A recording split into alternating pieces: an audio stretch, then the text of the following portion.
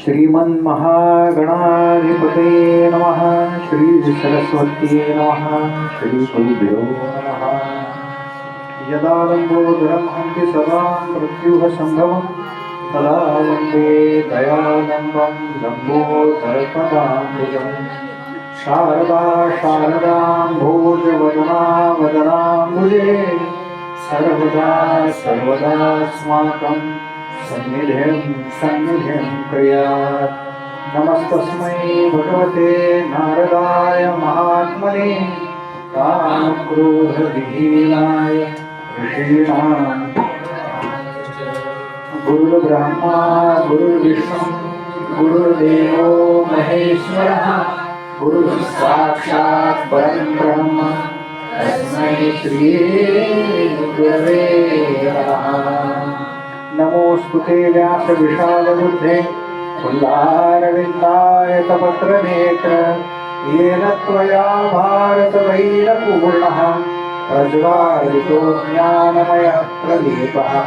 जयाञ्चयनी जन्मनामार्थजाला जयाने सदा वासनामात्रकेला। जयांच मुखी सर्वदा नामकीर्ती। नमस्कार त्या ब्रह्मचर्यमूर्ती शुका सारिके पूर्ण वैराग्य जाचे। वसिष्ठा परी ज्ञानयोगेश्वराचे कवी वाल्मिका सारिखा मान्य ऐसा। नमस्कार माझा सद्गुरु रामपदासा। अलंकापुरी पुण्यभूमी पवित्र जिथे नांदतो ज्ञानराजा सुपात्र। जया आडलिता महापुण्यराशी। नमस्कार माझा सद्गुरु ज्ञानेश्वरासी। श्यामचरण सरोजं सान्द्रलीलाम्बुदाभं जगन्निहितपाणिं मण्डनं मण्डनानां। तुलसीमाला कन्धरं कञ्जनेत्रं सदैवदहासं विठ्ठलं चिन्तयामि। कैलासराणा शिवचन्द्रमौळी फणिग्राहका भृगुदीर्घयाळी। कारुण्यसिन्धो भवदुःखहारी शम्भो भजतोरतारिणी। मूकं करोति वाचालम् अङ्गुं लङ्घयते गिरिं। यद्गुहातमहं वन्दे परमानन्दमाधवम्। वसुदेवसुतं देवं देवकी परमानन्दं कृष्णं वन्दे जगद्गुरुम्। कृष्णाय वासुदेवाय हरये परमात्मने प्रणतक्लेशनाशाय गोविन्दाय नमो नमः। शान्ताकारं भुजगशयनं पद्मनाभं सुरेशं विश्वाधारं गगनसदृशं मेघवर्णं शुभाङ्गं लक्ष्मीकान्तं कमलनयनं योगिभिर्ध्यानगम्यं वन्दे विष्णुं भवभयहरं सर्वलोकैकनाथं। गोपाल कृष्ण भगवान की जय। गोपाल कृष्ण भगवान की जय। गोपाल कृष्ण भगवान की जय।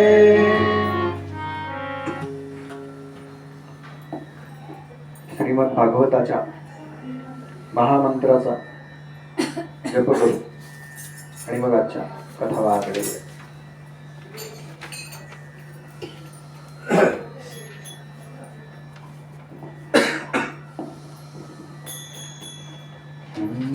हरि ओम नमो भगवते वासुदेवाय। हरि ओम नमो भगवते वासुदेवाय। हरि ओम नमो भगवते वासुदेवाय। हरि ओम नमो भगवते वासुदेवाय। हरि ओम नमो भगवते वासुदेवाय। हरि ओम नमो भगवते वासुदेवाय। हरि ओम नमो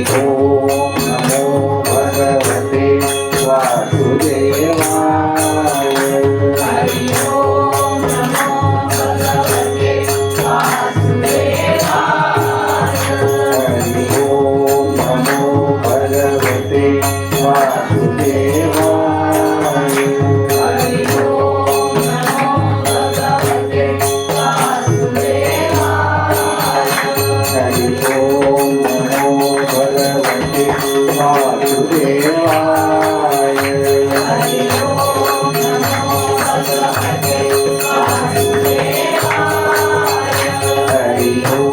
नमो भगवते वासुदेवाय हरि ओम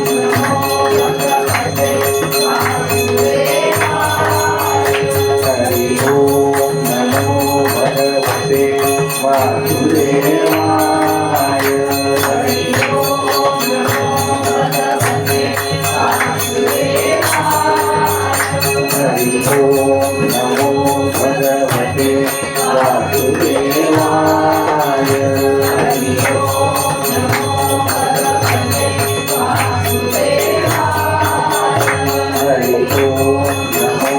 भगवते वासुदेवाय हरि ओम नमो भगवते वासुदेवाय हरि ओम नमो भगवते वासुदेवाय हरि ओम नमो भगवते वासुदेवाय हरि ओम नमो भगवते वासुदेवाय हरि ओम नमो भगवते वासुदेवाय हरि ओम नमो भगवते वासुदेवाय हरि ओम नमो भगवते वासुदेवाय हरि ओम नमो भगवते वासुदेवाय बोला पुंडलिका वरदे हरि विठ्ठल श्री ज्ञानदेव तुकाराम पंढरीनाथ भगवान की जय देवर्षि नारद महाराज की जय महर्षि वेदव्यास मुनि महाराज की जय भारत माता की जय आर्य सनातन वैदिक हिंदू धर्म की जय गो माता की जय परमहंस सद्गुरु स्वामी माधवनाथ महाराज की जय परमहंस सद्गुरु स्वामी मकरंदनाथ महाराज की जय सब संतन की जय जय जय रघुवीर समर्थ मंगलमूर्ति मोरया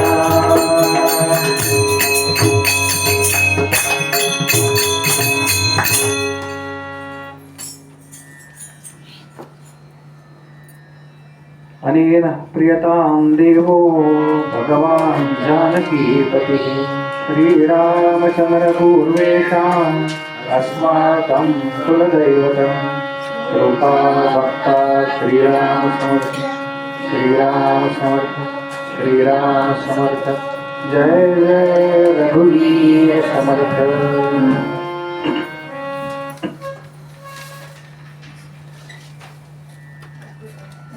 या श्रीमद भागवत कथा यज्ञामध्ये अवगाहित होण्याकरता उपस्थित सर्व श्रोते साधक तत्वचिंतन नामधारक वैदिक याज्ञिक कीर्तनकार प्रवचनकार यांच्यापैकी कोणी उपस्थित असेल तर अशा उपस्थित सर्वांच्या हृदयस्थ परमात्म्याला वंदन करतो.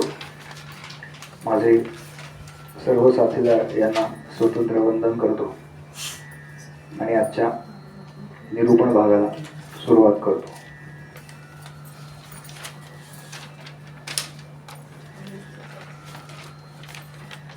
कोणताही ग्रंथ आपण जेव्हा अभ्यासाला घेतो तेव्हा त्या ग्रंथाचं काही प्रयोजन असतं आणि त्याच्या अभ्यासाचं काही प्रयोजन असतं. म्हणजे ज्ञानेश्वरी घरात आहे पण ती फक्त घरात आहे.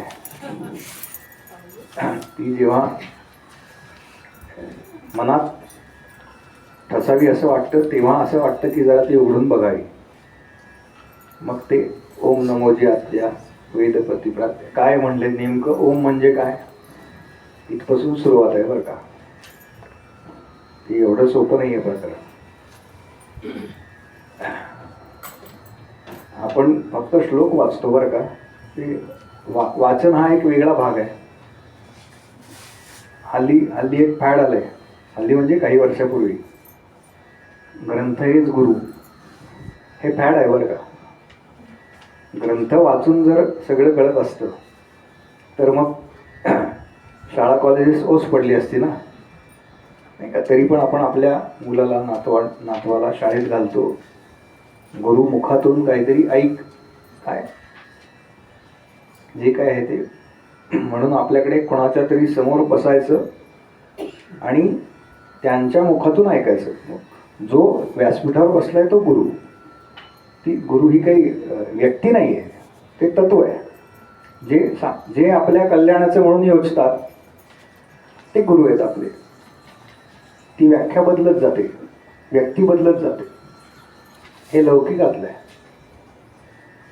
पण मग ग्रंथ हेच गुरु असं जर आपण म्हणलं पारलौकिकामध्ये तर त्यातला गुरु ग्रंथ कुठला तर तो श्रीमद भागवत आहे. तर तो ग्रंथ म्हणजे ज्ञानेश्वरी आहे. तो ग्रंथ म्हणजे दासबोध आहे. तो ग्रंथ म्हणजे रामायण आहे. तो ग्रंथ म्हणजे एकनाथी भागवत आहे. याचं कारण असं आहे की संपूर्ण जीवनाचं सार कशात आहे तर ते या ग्रंथांमध्ये. कसं जगावं हे आम्हाला काही ग्रंथ शिकवतात, पण भागवत आम्हाला कसं जगावं हे शिकवत नाही. भागवत म्हणतं की ज्याची भीती आहे ना जीवन जगून झाल्यानंतर आता आपलं काय होणार त्याची भीती जाण्याकरता कुठला ग्रंथ आहे तर तो श्रीमद भागवत आहे. म्हणून भागवताचे सप्ताह अधिक होतात बरं का. याचं कारण आहे भागवत सप्ताह का अधिक. हिंदी भाषिक जो प्रदेश आहे तिथे भागवत सप्ताहाच्या आधी रामकथेचा सप्ताह करायचा असतो आणि मग भागवत सप्ताह होतो. दोन्ही कथा विस्तारानं होतात. नुकतीच माझी कुटे काकांच्याकडे भागवत कथा झाली. काल आल्या होत्या ना कन्या. काल त्यांच्या कन्या आल्या होत्या. सकाळी त्यांचा फोन आला होता. म्हणले महाराजांच्या मनात असेल तर रामकथा पण होईल. बघू केव्हा येऊ येते. फार छान त्यांच्या वाड्यात मस्त मांडा वगैरे टाकून झाली ती कथा. तुम्हाला सगळ्यांना सांगेन बरं का या ऐकायला. हो हो. असा जो श्रीमद भागवत ग्रंथ आहे त्याचं मूळ कशात आहे तर ते मूळ या चतुश्लोकी भागवतात. त्या चतुश्लोकी भागवताचा पाठ करू आणि मग आजच्या ज्या कथा आहेत त्या त्यांच्याकडे वळूया. अर्धे दिवस सांगतो पाठीमागून. अहमेवासमेवाग्रे नान्यत् यत्सदसत्परम् पश्चादहं यदेतच्च यो वशिष्येत सोऽस्म्यहम् कृतेऽर्थं यत् प्रतीयेत न प्रतीयेत चात्मनि तद्विद्यादात्मनो मायाम् यथा भासो यथा तमः यथा महान्ति भूतानि भूतेषु चावचेष्वनु प्रविष्टान्यप्रविष्टानि तथा तेषु न तेष्वहम् एतावदेव जिज्ञास्यम् तत्त्वजिज्ञासुनात्मनः अन्वय व्यतिरेकाभ्याम अन्वयव्यतिरेकाभ्याम् यस्यात् सर्वत्र सर्वदा यस्यात् सर्वत्र सर्वदा गोपाल कृष्ण भगवान की जय, गोपाल कृष्ण भगवान की जय, गोपाल कृष्ण भगवान की जय. या चराचर सृष्टीच्या निर्मितीपूर्वी जे तत्व म्हणून अस्तित्वात होतं ते तत्व मीच आहे. या चराचर सृष्टीमध्ये जे काही आहे ते सुद्धा मीच आहे. आणि या चराचर सृष्टीचा लय झाल्यानंतर जे काही शिल्लक राहील ते सुद्धा मीच आहे. ज्याप्रमाणे दृष्टीदोष झाला असता आकाशामध्ये रात्रीच्या वेळेला एकाच्या ऐवजी 2 चंद्र असल्याचा भास होतो, भगवंतांनी ह्या दृष्टीदोषाला माया असं संबोधलेलं आहे. आम्हाला मायेच्या प्रभावामुळे भगवंत आणि इतर वस्तू अशा 2 वेगवेगळ्या भासतात. वास्तविक प्रत्येक वस्तू ही भगवंतांनीच व्याप्त आहे. आमचं हे जे शरीर आहे ते पंचमहाभूतांनी बनलेलं आहे. पृथ्वी, आप, तेज, वायू आणि आकाश, ज्याच्यामध्ये आम्ही अन्न ग्रहण करतो, पाणी प्राशन करतो, वायू भक्षण करतो. याचा अर्थ ज्या गोष्टींपासून आमचा देह बनला आहे त्याच गोष्टी आम्ही बाहेरून आतमध्ये घेतो. भगवंत म्हणतात मी तुमच्या आत्मनेच आहे, मी कुठूनही बाहेरून येणारा नाही. आणि जिज्ञासू जीवानं अन्वय आणि व्यतिरेक या उपलब्धीवरून ते जे तत्व आहे ते तत्व म्हणजे आत्मतत्व. ही आत्मतत्व नावाची वस्तू, वेदांमध्ये वस्तू म्हटलंय. ही वस्तू काय आहे? आत्मतत्व काय आहे? समर्थ ज्याला आत्माराम म्हणतात तो आत्माराम नेमका काय आहे हे जिज्ञासू जीवानं जाणून घ्यावं, असा या 4 श्लोकांचा अर्थ आहे. किती वेळा म्हणायचे आणि किती दिवस म्हणायचे? बऱ्याच वेळेला असं वाटतं किती वेळा म्हणायचे आणि किती दिवस म्हणायचे. सांगितले मी, जोपर्यंत आपली पक्की खात्री बसत नाही या खांबात सुद्धा तो आहे, नाहीतर मोक्ष मिळत नाही. ह्या 2 पैकी जे अलीकडे येईल ना, आपली भक्ती नाही असं नाही बरं का. आपण सगळे बघतो ना, आपण मंदिरात जातो, काय पाया पडतो, नारळ फोडतो. फक्त आपली भक्ती जी असते ना ती लंगडी असते बरं का. आपण जातो वीर मारुतीला, नमस्कार करतो, डोकं टेकवतो, पण आपण ते सगळं मूर्तीला करतो बरं का. गडबड ती आहे. मंदिरात जात नाही असं नाही. नारद मंदिरात जेव्हा 2 महिने सलग केलं बरं का मी भागवत, कोविड नंतर. एक दिवस अशाच गर्दी बघून एक बाई आल्या, त्या नेहमीच्या सवयीप्रमाणे चालत चालत चालत आपल्या आत आल्या. तर तिथे ज्या बसल्या होत्या त्या म्हणल्या, अहो चप्पल काढा ना, मंदिर आहे. हां, मंदिरात मी म्हणलं त्यांना, त्यांचा दोष नाही आहे, त्यांना मंदिरात जायची सवय नाही आहे, लक्षात घ्या. हां, काही सांगावं लागत नाही ना हे आपल्याला, कारण ते स्वाभाविक अंगवळणी पडणं हा जो प्रकार आहे ना तो होतो आपला. तर ते अंगवळणी पडणं, फक्त अंगवळणी पडलं की काय होतं तर ते बोथट होत जातं बरं का, त्याची धार कमी होत जाते. एखादं पेन्सिलने आपण अधिक लिहितो ना, त्याला पुन्हा धार करावी लागते. मग ही धार कशाने होते? आमच्यासारखे स्पष्ट बोलणारे जे असतात ना ते धार करण्याचं काम करतात. आपण हे सगळं करतोय, पण महाराज म्हणले ते बरोबर आहे बरं का. मूर्तीसमोर फक्त नतमस्तक नाही व्हायचं, त्या तत्वासमोर व्हायचं. त्यानं ते पुन्हा छान स्वच्छ होतं बरं का. आपलं मन निर्मळ होतं. कथा कीर्तनानं, प्रवचनानं काय होते तर चित्तशुद्धी होते, अंतःकरण शुद्धी होते. याकरता आपण सगळेजण या ठिकाणी जमलेलो.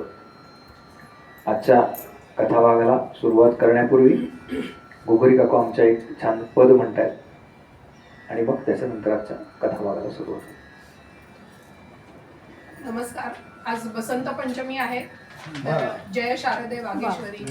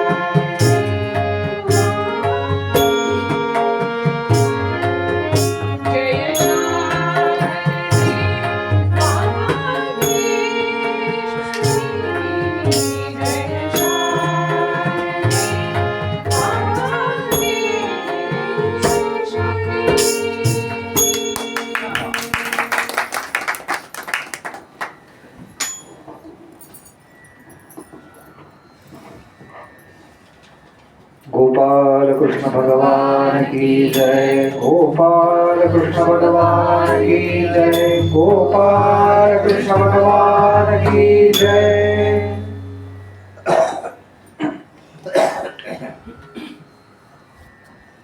कालपर्यंत आपण ज्या कथा श्रवण केल्या त्या सगळ्या कथा पहिल्या मन्वंतरामध्ये येतात बरं.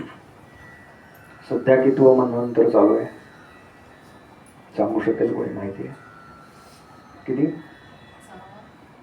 6वं. अजून नाही असं काय मी काय माहिती आहे का फक्त विचारलं. माहिती नसेल तर नाही म्हणायचं, एवढं काय नाही. आपण माहिती नाही म्हणून तर बसलोय. मलाही माहिती नाही, मी पण वाचल्यावरच मला कळलं, आधी नव्हतं माहिती. 7वं मन्वंतर सध्या चालू आहे. पुढच्या भागवताला आलात तर लगेच उत्तर द्या. प्रत्येक मन्वंतरामध्ये 4 युग असतात. सत्ययुग म्हणजे ज्याला कृतयुग म्हटलं जातं. कृत, त्रेता, द्वापार आणि कली अशी 4 युग प्रत्येक मन्वंतरामध्ये होतात. सध्या चालू असलेलं 7वं मन्वंतर, 7 चोक म्हणून तो युगे 28 विटेवरी उभा. का लिहिली आरती? कुठली युग माहिती पाहिजे आपल्याला. आरत्या नुसत्या म्हणायचं नाही. आपली गडबड तीच आहे. आपण महाराजांच्या आरती ह्या शब्दातच मुळात आर्तता असं अभिप्रेत आहे, अनुसूचित आहे.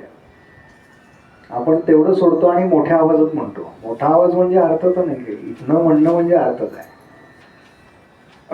काल बघितलं की नाही गणेश यागाला आपण ते गुरुजी त्या माईक मिळाला की त्यांना एक किती मोठ्या आवाजात म्हणू. बरं बहुतेक सगळेजण चुकीचं म्हणतात बरं का. फार फार जपून म्हणावं लागतं. आपण चुकीचं म्हणतोय म्हणल्यावर तरी हळू म्हणावं, पण ते नाही, तसंच चालू असतं.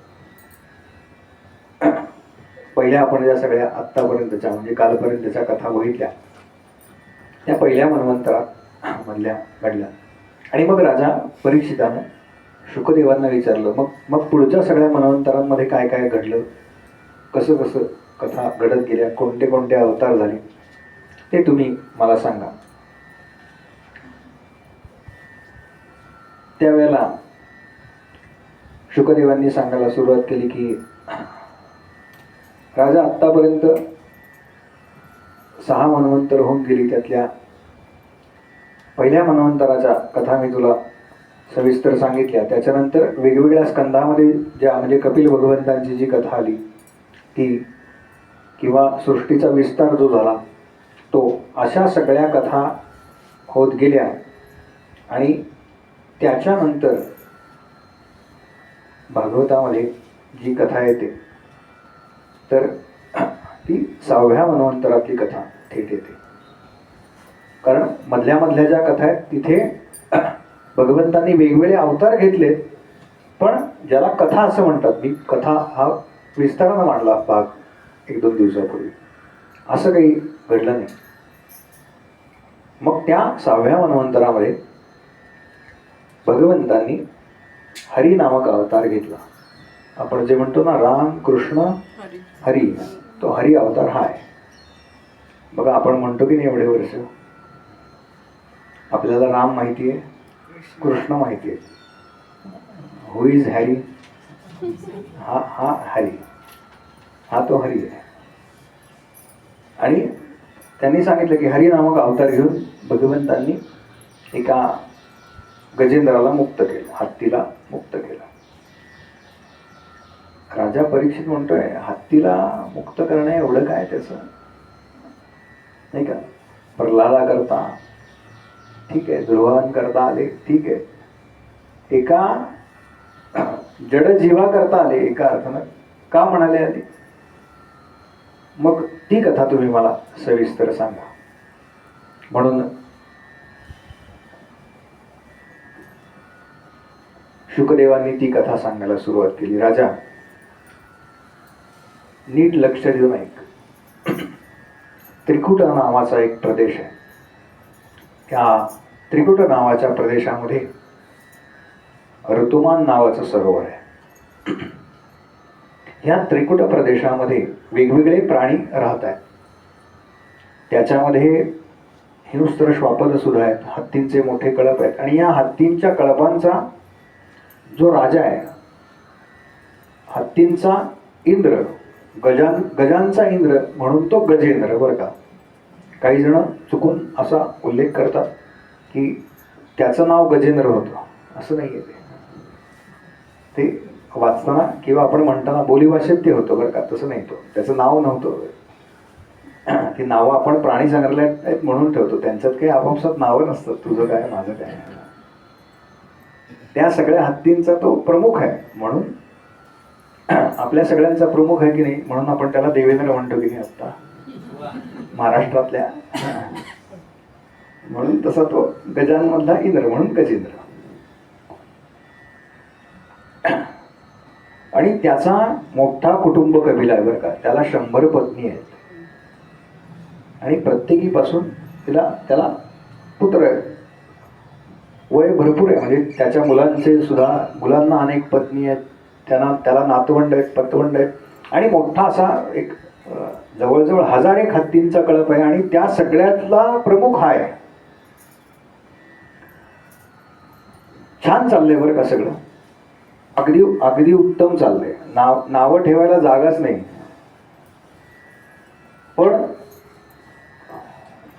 आलं की कथा सुरू होते बरं का. पण काय झालं, 1 वर्ष पाऊस पडला नाही, दुष्काळ पडला. एखाद्या वर्षी जर दुष्काळ पडला, पाऊस पडला, तर त्याला काही फार फरक पडत नाही. असं सलग चालू आहे. 1 वर्ष नाही, 2 वर्ष नाही, 3 वर्ष नाही. आणि या हत्तींना, गजांना पाणी अतिशय प्रिय आहे. हत्ती छान पाण्यामध्ये डुंबतो बघा. आता उन्हाळा चालू होईल ना, तो एखादा महिना जाऊ दे अजून. काय कात्रजच्या उद्यानातले फोटो येतात की नाही, पुणेकरांना पटकन ते भावतात म्हणून सांगितलं. त्या हत्तीवरती पाण्याचा फवारा मारलाय किंवा वाघसिंहांच्या ह्याच्यात काय ते कूलर बसवले. मला सगळ्यात भारी फोटो कुठला वाटतो माहिती सांगू का, म्हणजे सारसबागेतल्या गणपतीचा थंडीत जो फोटो येतो ना, स्वेटर घातलेला, काय सुंदर दिसतं ते रूप ना. ही भावना आहे बरं का, ही भावना आहे. यथा देहे तथा देवी असं म्हटलेलं आहे. आपण आपलं स्वतः गरम पाण्याने आंघोळ करतो आणि पूजेला मात्र थंड नळाचं. हा भावनेचा फरक आहे बरं का. आमचे गुरुजी सांगतात, ते कथेला गेले होते एकांकडे आणि दुपारचा चहा चालू होता. तर त्या ज्या गृहिणी होत्या ना, त्यांनी तो त्यांचा चहाचा कप देवासमोर ठेवला बरं का. आणि ते म्हणले काय असं, म्हणले बुवा आपण घेतो चहा तर देवाला नको का म्हणे द्यायला. थोड्या वेळ ठेवला, या आत या. थोड्या वेळ ठेवला त्यांनी, एक मिनिटभर, आणि मग परत उचलला. तो काय पिणार नाही आहे लगेच. ज्यांना शक्य त्यांनी करा बरं का उद्यापासून. वा बघा, म्हणजे मी असं बघा, म्हणजे मी असं उगाच खोटं तयार करून सांगत नाही बरं का. बघा, पहिला समोर ठेवायचा. आपल्याकडे ही पद्धत होती बरं का. काही म्हणजे मला लहानपणी नवीन ड्रेस आणला ना, शर्ट, ते नमस्कार कर, हा देवासमोर घालून तो घातला की नमस्कार करायचा. मला असं ते, आणि साष्टांग नमस्कार करायला मग ते नवीन घातलं तर कुठे झोप खराब होतो वगैरे, हे असं सगळं माझ्या मनात यायचं बरं का लहानपणी. स्वाभाविक आहे लहान मुलांना ते. पण तो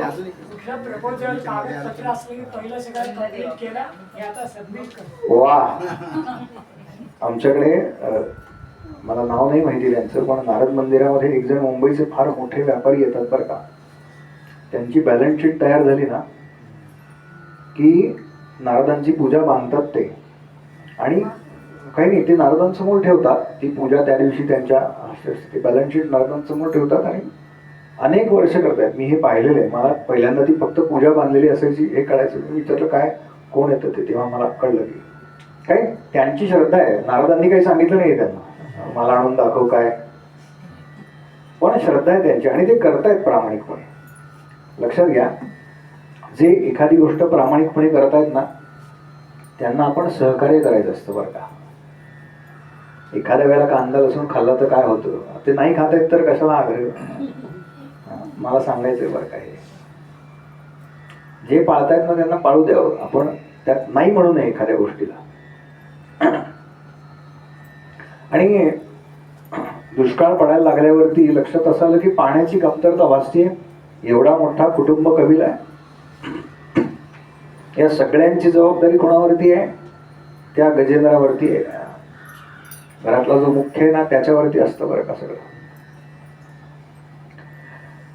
आणि तो म्हणाला काही काळजी करू नका, आपण शोध घेऊ जवळ कुठे आहे. आपल्या इथे नाही पाऊस पडला, काही अंतर जर आपण गेलो लांब तर तिथे असेल, एक 10-20 किलोमीटर जाऊ, 25-50 किलोमीटर लांब जाऊ.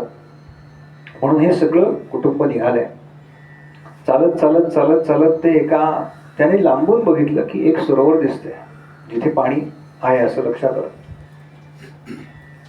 त्या गजेंद्रानं सांगितलं की मी आत उतरणार, कोणीही माझ्या आधी कोणी त्या पाण्यात उतरायचं नाही, कारण आपल्याला हे पाणी नवीन आहे, त्यामुळे त्याच्यात काही धोका आहे का हे आधी मी बघतो.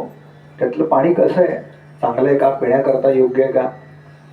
म्हणून आपल्याकडे ट्रिपला जेव्हा जातात ना मुलं तेव्हा आपण सांगतो बघा आवर्जून, कुठे गडावर ट्रेकला चाललेले असतील तर पाणी पिऊ नका बाहेरचं. कुठल्या टाकीमधलं पाणी कसं असेल माहिती नाही, हे तेवढ्या करताय, अनोळखी पाण्यात उतरू नये. तो गजेंद्र त्या सरोवरामध्ये उतरला. त्यानं यथेच्छ पोहण्याचा आनंद घेतला. बरं, छान अर्धा पाऊण तास तो पोहला. संपूर्ण सरोवरामध्ये त्यानं चक्कर मारली आणि त्याचं असं लक्षात आलं की हे सरोवर स्नानाकरता किंवा क्रीडेकरता योग्य आहे. आणि मग त्यानं चित्कार केला. हत्ती जो ओरडतो त्याला चित्कार असं म्हणतात. त्यानं मोठा चित्कार केला. त्यानं चित्कार केल्याबरोबर त्याच्या सगळ्या पत्न्या होत्या, त्यांना कळलं की उतरायला हरकत नाही. मग बरा बरा बरा बरा बरा बरा बरा बरा सगळे त्या सरोवरामध्ये आले. सरोवरामध्ये आले, अर्धा पाऊण तास, 2-3 तास त्या सगळे त्यांना छान एकमेकांच्या अंगावरती, आता बरीच वर्ष झाली होती पाणी त्यांना मिळालं नव्हतं असं उपभोगायला. सोंडेमध्ये पाणी भरतायत, एकमेकांच्या अंगावरती उडवतायत. तो हत्ती म्हणजे गजेंद्र आपल्या नातवंडांवरती, पतवंडांवरती, आपल्या पत्न्या ज्या आहेत त्यांच्यावरती ते पाणी उडवतोय. आणि हे सगळं चालू असताना एक घटना घडली. त्या सरोवरामध्ये एक नक्र म्हणजे मगर, त्या सरोवरामध्ये एक मगर होती. त्या मगरीनं काय केलं, बरोबर त्या गजेंद्राचा एक पाय पकडला. आता पाय पकडल्यावरती हत्तीनं तो पाय झाडायला सुरुवात केली. पण हत्ती कितीही ताकदवान असला तरी तो जमिनीवरती ताकदवान आहे. आणि मगर ही उभयचर आहे, म्हणजे पाण्यातही तेवढीच ताकदवान आहे आणि जमिनीवर सुद्धा तेवढीच ताकदवान आहे. त्याच्यामुळे ती हत्तीला आता आतात खेचते, कारण तिचं भक्ष्य आहे ते, तिने खाण्यासाठी म्हणून पकडलंय ते. हत्ती पाय झाडतोय, त्या दोघांचं युद्ध सुरू झालं. जसं तिनं आपल्या जबड्यामध्ये त्याचा पाय पकडला आणि आपले दात आत आत आत आत रोवायला सुरुवात केली, तसं हत्तीच्या शरीरातून त्या जखमा झाल्या आणि रक्त बाहेर यायला लागलं.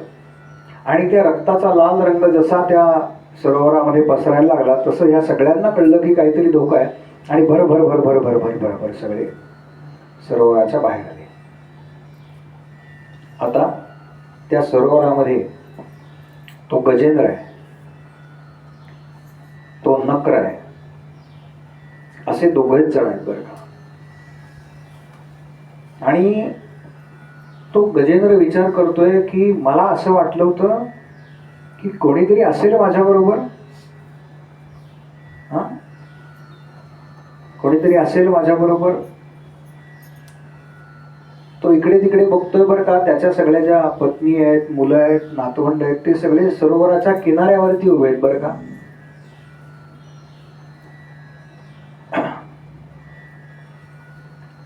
ही कथा जरी गजेंद्राची असली ना तरी त्यातला गजेंद्र आपणच होतो का.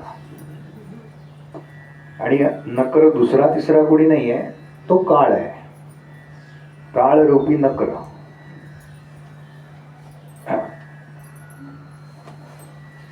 सरोवरात पडल्यानंतर त्या नकरानं आपला पाय पकडलाय, हे कधी ओळखायचं? गुडघा दुखायला लागला ना की लक्षात ठेवायचं बरं का, की आता पाय पकडलेला आहे. बस.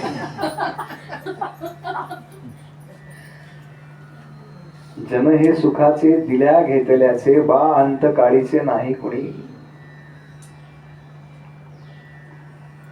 आपण येतानाही एकटेच आलो आणि जातानाही एकटेच जाणार. हत्ती तो गजेंद्र म्हणाला, मी एवढा सगळा व्याप केला, सगळा व्यर्थ गेला हो. हा, सगळा व्यर्थ गेला. किती वर्ष चाललंय त्या दोघांचं युद्ध, तर 10,000 वर्ष चाललंय असा उल्लेख आहे. आपण असं पकडू की 10 दिवस तो हॉस्पिटलमध्ये आहे. कल्पना करा ना, 10 दिवस काय, 10 दिवस गुणिले 1,00,000. मी बिलाबद्दल बोलतोय. किती करणार ना हो बाकीचे. मर्यादा आहेत ना प्रत्येकाच्या, मर्यादा आहेत. जरा त्या हत्तीनं पाय झटकावा आणि बाहेर येण्याकरता शक्ती लावावी तर तो नकर पुन्हा त्याला आत ओढतोय. आणि आता त्या गजेंद्राच्या लक्षात आलं की बास, अजून आपण कितीही प्राण वाचवण्याचे प्रयत्न केले ना तरी ते शक्य नाही. कधी ना कधीतरी जाणारच ना. मग कधीतरी जाणार तर ती वेळ केव्हा तरी येणारच. मग त्या वेळेकरता आपण तयार असलं पाहिजे ना. लक्षात घ्या, आपण कायम तयार असलं पाहिजे बरं का. आपण कायम, आपली तयारी होत नाही फक्त, त्यामुळे आपल्याला भय आहे. आपली तयारी असली पाहिजे आणि ती दुसरं तिसरं कोणी करू शकत नाही बरं का. आपण आपलीच करावी लागते. म्हणून मी काल म्हणलं ना की काही जणांनी आता विल करून ठेवा. सगळ्यातनं सगळं छान, ते नाही केलं तर काय होणार आहे मी सांगतो बरं का. भांडणं होणार आहे तुमच्या पुढच्या पिढ्यांची.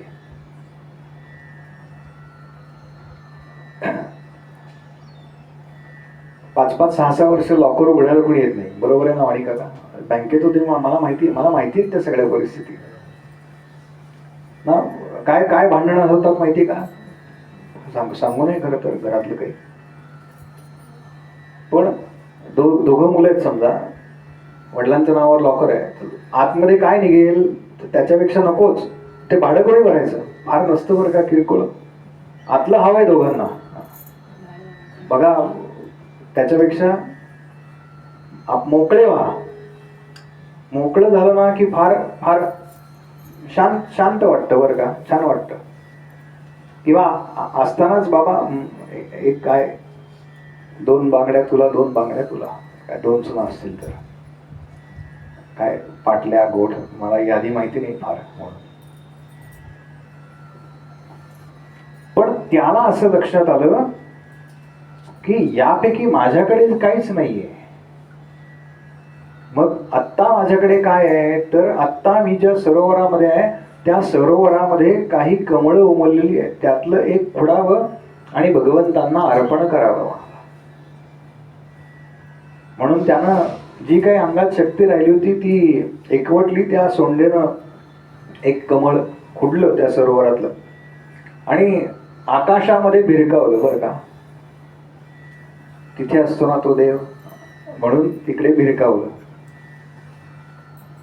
आपण म्हणतो की नाही देवा सोडव रे, ते वर बघून म्हणतो बरं का, देवा सोडव रे. आपली कल्पना आहे ना. म्हणून त्यानं ते भिरकावलं आणि एवढी ताकद त्यानं जमा केली होती की ते थेट भगवान महाविष्णूंच्या चरणापाशी जाऊन पडलं. आणि भगवान महाविष्णू विचार करतायत की पृथ्वी तलावरून कोण आहे असा माझा भक्त की ज्यानं एवढ्या उंचावरती मला पुष्प अर्पण केले.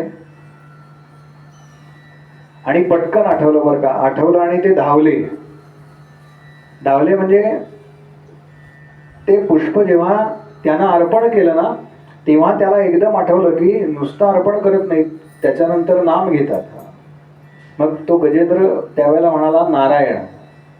तर किती पटकन आले, तर नारायण भगवंतांच्या चरणापाशी ते पुष्प पडलं आणि हत्तीनं नारायण म्हणायला सुरुवात केली. नारायण न म्हणेपर्यंत आले होते. या वेगानं आले म्हणाले. तयारच होते बरं का ते वाट पाहत असतात फक्त कोण बोलवतंय. आले आणि त्यांनी बघितलं त्याचं काय चाललंय. म्हणाले 10,000 वर्ष अडकलाय हा, सोडवायला पाहिजे आता याला. आणि आपण तो फोटो पाहिला असेल की भगवंतांनी त्या गजेंद्राला असं उचललंय, त्याच्या पायाला ते नक्र त्यांनी धरलेले आहेत. काही ठिकाणी तो आहे किंवा मग काही ठिकाणी असं आहे की भगवंतांनी सुदर्शन सोडलं आणि त्या नकराचा एक खालचा जबडा जो असतो तो कापला. तो कापला, नकर खाली पडला आणि हत्तीला म्हणजे त्या गजेंद्राला त्या देहातून मुक्ती दिली भगवंतांनी. एक ज्योत त्याच्या देहामधून निघाली, ती भगवंतांमध्ये विलीन झाली आणि भगवंत निघाले. भगवंत परत निघाल्यानंतर त्या नकरानं हाक मारली. अहो म्हणाले, तुम्ही आत्ता ज्याला सोडवलं ना तर ते तुम्हीच का? त्या गजेंद्राला ज्याने सोडवलं ते तुम्हीच का? भगवंत म्हणाले,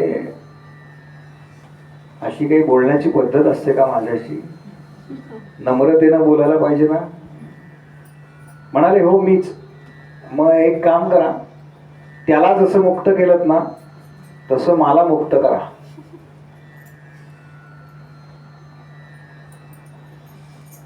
भगवंत म्हणतायत हा ऑर्डरच सोडतोय माझ्यावर. त्याला केलं तर मला पण तेच करा वगैरे. कमरेवर हात ठेवले बरं का, त्यांची आवडती पोज आहे. कमरेवर हात ठेवले असे आणि म्हणाले, अरे तो माझा भक्त आहे, त्यानं नामस्मरण केलंय, मला पुष्प वाहिलंय म्हणून मी त्याला मुक्त केलं, तुला का मुक्त करायचं? तो म्हणाला, वा, हा तुमचा न्याय चांगला आहे. म्हणाले, हा तुमचा न्याय चांगला आहे. मग मला का मुक्त करायचं हे सांगू का? मला तुम्ही अशा कारणाकरता मुक्त करायचं की मी तुमच्या भक्तांचे पाय पकडले आहे, म्हणून संतांचे चरण पकडायचे बरं का. संतांकरता भगवंत धावून येत असतात, म्हणून संतांना शरण जायचं. तो हत्ती, तो गजेंद्र या संतांचं प्रतीक आहे. आणि आपण सगळे भवसागरात आहोत ना. भवसागरातल्या लोकांनी काय करायचं? संतांना शरण जायचं आणि त्यांचे चरण पकडायचे आणि भगवंतांकडे वशिला लावायचा बरं का, आपल्या सद्गुरूंच्या मार्फत. आम्हालाही तेच करा.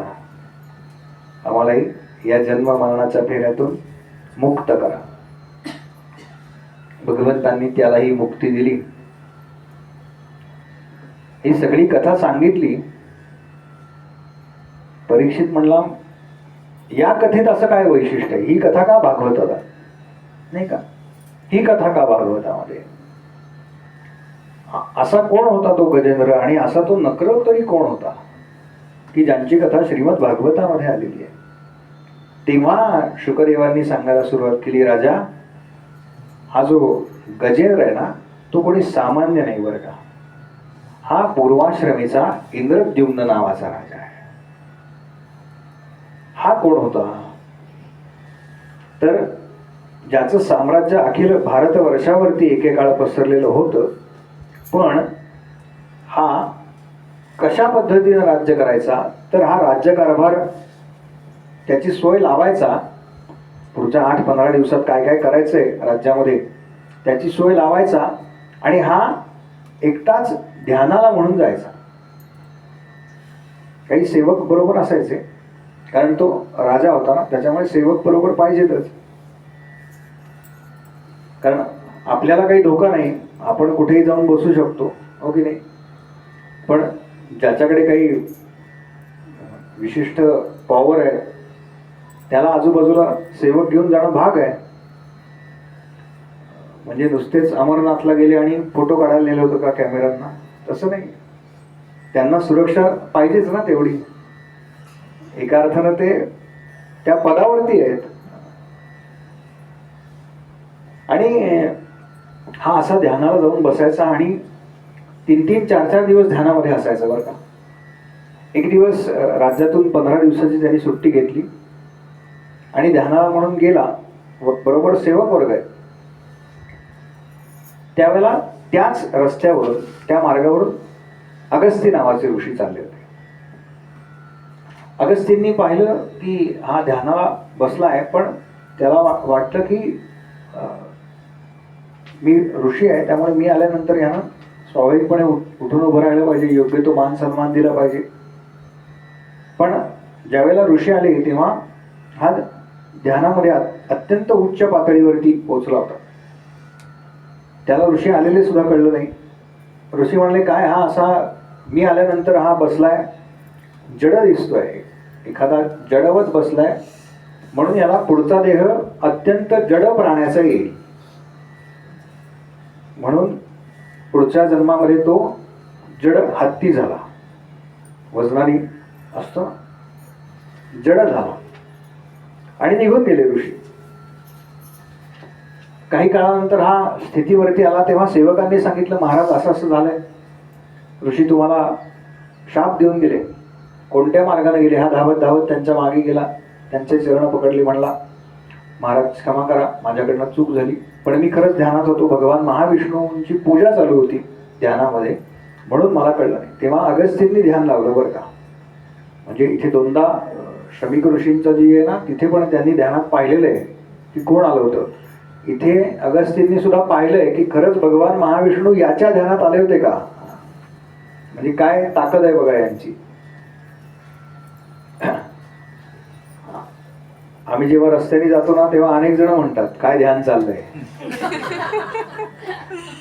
धोतर घातलेलं असतं, जब्बा, भस्म, गंध लावलेलं असतं.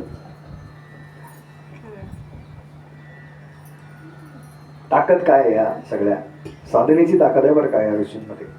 तपश्चर्या आहे, तप आहे, 10-10, 12 वर्षाची अनेक तप यांनी केलेली आहे. आणि खरंच महाविष्णूंची तो पूजा ध्यानामध्ये करत होता. तेव्हा ते म्हणले की शाप दिलाय तर तो काही परत घेता येणार नाही, पण मी तुला उशावर येतो की तू जी या जन्मात केलेली सगळी साधना आहे ती तुला पुढच्या जन्मामध्ये अंतकाळी आठवेल आणि भगवान महाविष्णू प्रत्यक्ष तुला दर्शन देतील आणि पुढच्या जन्मात सुद्धा तू राजाच होशील. जन्म आला हत्तीचा आणि त्यावेळेला सुद्धा तो राजाच झाला, म्हणून तो गजेंद्राची कथा कळली. म्हणाले, मग हा नकर कोण होता की ज्यानं या गजेंद्राचे चरण पकडले.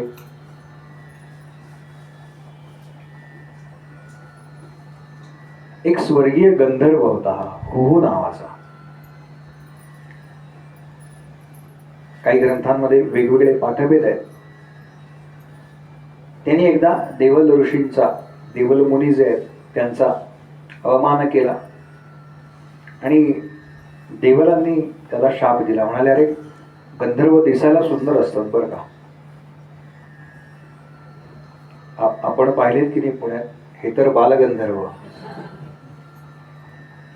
दिसायला छान सुंदर, म्हणून स्त्री पार्टी करायचं. म्हणाले, तू दिसायला सुंदर आहेस, जो दिसायला व्यक्ती सुंदर आहे ना त्यानं नम्र असावं, उद्धट नसावं बरं का. सौंदर्य आहे शरीराचा जसा भाग आहे तसा मनाचा सुद्धा आहे. तू चांगलं वागलं पाहिजेस. तू दिसतोयस ना छान, तर तू सगळ्यांशी चांगलं वागलं पाहिजेस. तू कोणाचा अवमान करता कामा नाही, योग्य तो आदर राखला पाहिजे. पण तुला असं वाटतंय की मी खूप सुंदर आहे म्हणून तुला त्याचा मद चढलाय का. मी तुला शाप देतो, पुढच्या जन्मामध्ये तू अत्यंत कुरूप योनीमध्ये जन्म घेशील. म्हणून ती अत्यंत कुरूप योनी म्हणजे ती मगर आहे. मला आतापर्यंत कोणीही भेटलेलं नाहीये, महाराज मी एक सुंदर मगर बघितली आहे का. पाहिले ना आपण, प्रत्यक्ष पाहिली का कोणी मगर. चित्रात पाहिली किंवा काय कोरकोडाईल बँक किंवा प्राणी संग्रहालयात, ती छान दिसते का, काय किळसवाणी असंच म्हणतो की नाही आपण. काय कसं तो जबडा बघा कसा लांब आहे, तिच्या शरीरावरती ते काय खवले सोलर पॅनल आहेत बरं का. ते सोलर पॅनल आहेत, आपल्या माहिती करता सांगतो. सूर्याचा प्रकाश ते त्या थ्रू ऍब्सॉर्ब करतात शरीरामध्ये, उष्णता जी आहे. म्हणून जो गंधर्व आहे त्याला नकराच्या योनीमध्ये जन्म घ्यावा लागला. त्यानं पण गंधर्वानं देवलमुनींचे चरण धरले, म्हणाला माझी चूक झाली, मला असं खरं तर करायचं नव्हतं, मला काहीतरी उत्साह द्या. तेव्हा ते म्हणाले तुझी जेव्हा परत तुला या ठिकाणी येण्याचा काळ तुझा जवळ येईल त्यावेळेला म्हणाले एक हत्ती तुझ्या जवळ येईल, त्या हत्तीचा फक्त तू पाय पकड म्हणाले की तुझं काम होईल, हा काही काळजी करू नको. म्हणून ही गजेंद्राची कथा. गजेंद्रांनी ह्या सगळ्यांनी भरपूर मोठ्या स्तुती आहेत बरं का भगवंतांच्या. प्रत्येक कथेनंतर भगवंतांची स्तुती आहे. गजेंद्रांनी भगवंतांची स्तुती केली, त्या नकरानं काही स्तुती केली असा उल्लेख आहे. दोघेही मुक्त झाले, आपापल्या स्थानाला गेले. आणि त्याच्यानंतर भागवतामध्ये जी कथा येते ती कथा म्हणजे समुद्र मंथनाची कथा आहे. समुद्र मंथनाच्या कथेपूर्वी असा प्रसंग आलाय की देव आणि दानवांचं युद्ध नेहमीच आहे. काही वेळेला देवांचा विजय, काही वेळेला दानवांचा विजय. आणि मग विजय झाल्यानंतर ज्याचा विजय होईल त्याच्याकडे स्वर्गाचा आधिपत्य आहे. देवांचा विजय झाला तर देव स्वर्गावरती बसतायत, दानवांचा विजय झाल्यावरती दानव स्वर्गावरती बसतायत. अशाच एका देव आणि दानवांच्या संग्रामामध्ये दानव विजयी झाले आणि देवांचं सगळं जे काय ऐश्वर होतं ते नष्ट झालं. आणि मग सगळ्या देवांना असं वाटलं की आता भगवान महाविष्णूंनी आपल्याला या सगळ्या संकटातून सोडवावं, म्हणून सगळे गेले भगवान महाविष्णूंकडे. भगवान महाविष्णू छान शेषावरती पहुडलेत बरं का.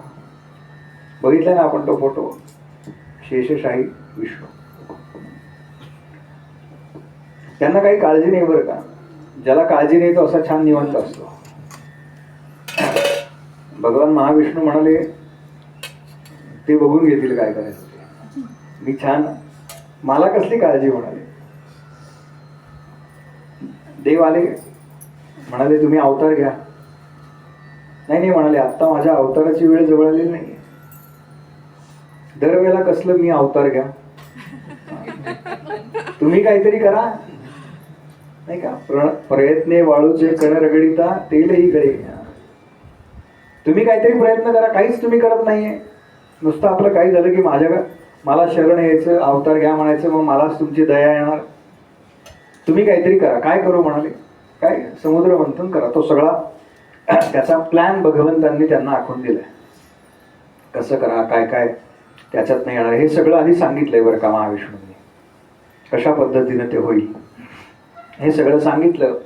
आणि इंद्राला म्हणले इंद्रा पांढरा झेंडा घ्यायचा हातामध्ये आणि बलीकडे जायचं. इंद्र म्हणला दिवसा गेला तर चालेल का रात्री 2-2:30 जायचं. नाही म्हणले चालेल, हरकत नाही, दिवसाचा. देवेंद्र गेला, म्हणाले पहाटेचा शपथविधी करूया. चालेल, नको, फार काळ टिकणार नाही म्हणाले, फार काळ टिकणार नाही. मग पुन्हा काही अंतराने पुन्हा झाली बरं का समिट, पुन्हा झाली समिट. इंद्र आपला हातात पांढरा झेंडा घेऊन गेला. दानवांनी पाहिलं बरं का, बळीराजा त्यावेळेला स्वर्गावरती बसलाय, बळीचं राज्य चालू आहे. त्यानं बघितलं तर सगळी देवसेना येते, पण हातात पांढरा झेंडा आहे. म्हणजे ते शरणागत काहीतरी बोलायला आले, युद्धाला आले नाही. ठीक आहे म्हणाला. काय त्यानं विचारलं, काय म्हणाले, आम्ही आत्ता भगवान महाविष्णूंकडे जाऊन आलो. त्यांनी असं सांगितलं की आपण समुद्र मंथन करूया, दोघंही मिळून, देव आणि दानव मिळून. त्यातून जे अमृत प्राप्त होईल ते आपण वाटून घेऊ. भगवंतांनी सांगितलं की ते वाटून घ्या तुम्ही. दानव म्हणाले हरकत नाही, चांगलंच आहे. एका अर्थानं अमृत प्राशन केल्यानंतर दीर्घायुष्य होतो ना मनुष्य, तसे देव दानव हे पण दीर्घायुषी होतात त्या अमृतप्राशनात. करूयात. कुठे करायचं म्हणाले? क्षीरसागरामध्ये ते सगळं करायचं ठरलं. काय काय लागेल तर मंथन करायचं असतं. कुठलंही आपण ताक करतो ना, मंथन म्हणजे काय? घुसळ. तर ते घुसळतो, तर त्याला एक मुळात क्षीरसागराचं ते पात्र लागेल, त्याच्यानंतर रवी लागेल घुसळण्याकरता, दोरी लागेल. या सगळ्या ज्या लौकिकातल्या गोष्टी असतात तशाच त्या मंथनाकरता लागणार. मग मंदराचल नावाचा पर्वत, अत्यंत विशालकाय पर्वत, त्याची रवी करायचं ठरलं. वासुकीचा दोर करायचा ठरलं. वासुकी जो नाग आहे त्याचा. तो कसा काय तयार झाला? तर देवांनी त्याला सांगितलं, बरं का, तुला एक छोटस मंत्रीपद देतो. लगेच तयार झाला. त्याला सांगितलं तुला अमृत देतो बरं का. ठीक आहे म्हणला. आणि तो काही पर्वत उचलेना. भगवत देव आणि दानव सगळे मिळून तो पर्वत उचलण्याचा प्रयत्न करतायत. त्यांच्यानं तो इंचभर सुद्धा हल्ला नाही असा उल्लेख आहे. भगवंतांची प्रार्थना केली. महाविष्णू आले, गरुडावरती बसलेत. अगदी काय एखादं फुलपाखरू उचलावं आपण असा असा चिमटीत पकडला असा उल्लेख आहे भागवतात. भगवंतांनी तो चिमटीत पकडला आणि गरुडावरती ठेवला. चल म्हणाले गरुडा. आले तिथे ठेवला. हा सगळा प्रकार कुठे घडलाय बरं का? मी रिसेंटली वाचलंय याबद्दल. तर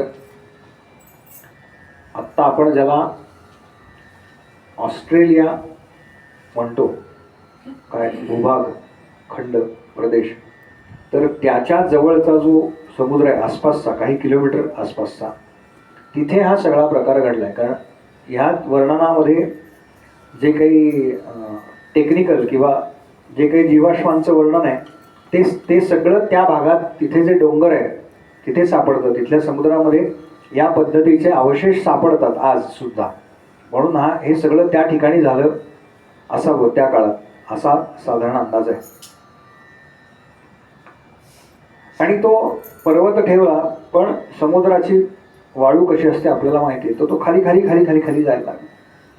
म्हणून तो पर्वत आपल्या पाठीवरती भगवंतांनी कासवाचा अवतार घेतला. कच्छ अवतार जो भगवंतांचा म्हणतात, तो कच्छ अवतार भगवंतांनी घेतला आणि तो आपल्या पाठीवरती तोलून धरला. एवढा मोठा मंदराचल पर्वत तो वासुकीचा दोर केलाय आणि ते घुसळत आहेत. एका बाजूला देव उभे आहेत, एका बाजूला दानव उभे आहेत. तर ते घुसळणं भगवंतांना कसं वाटतंय असा भागवतात उल्लेख आहे. तर आपण पाठ खाजवल्यानंतर कसं वाटतं आपल्याला? अगदी अगदी तसं काहीतरी वाटतंय बरं का. नुसतं अगदी किरकोळ काहीतरी होत आहे. एवढा जड पर्वत आहे पण त्यांचेच भाग आहेत ना हे सगळे. त्यामुळे आपल्या हाताचं काही आपल्याला ओझं होत नाही. तसं आहे ते.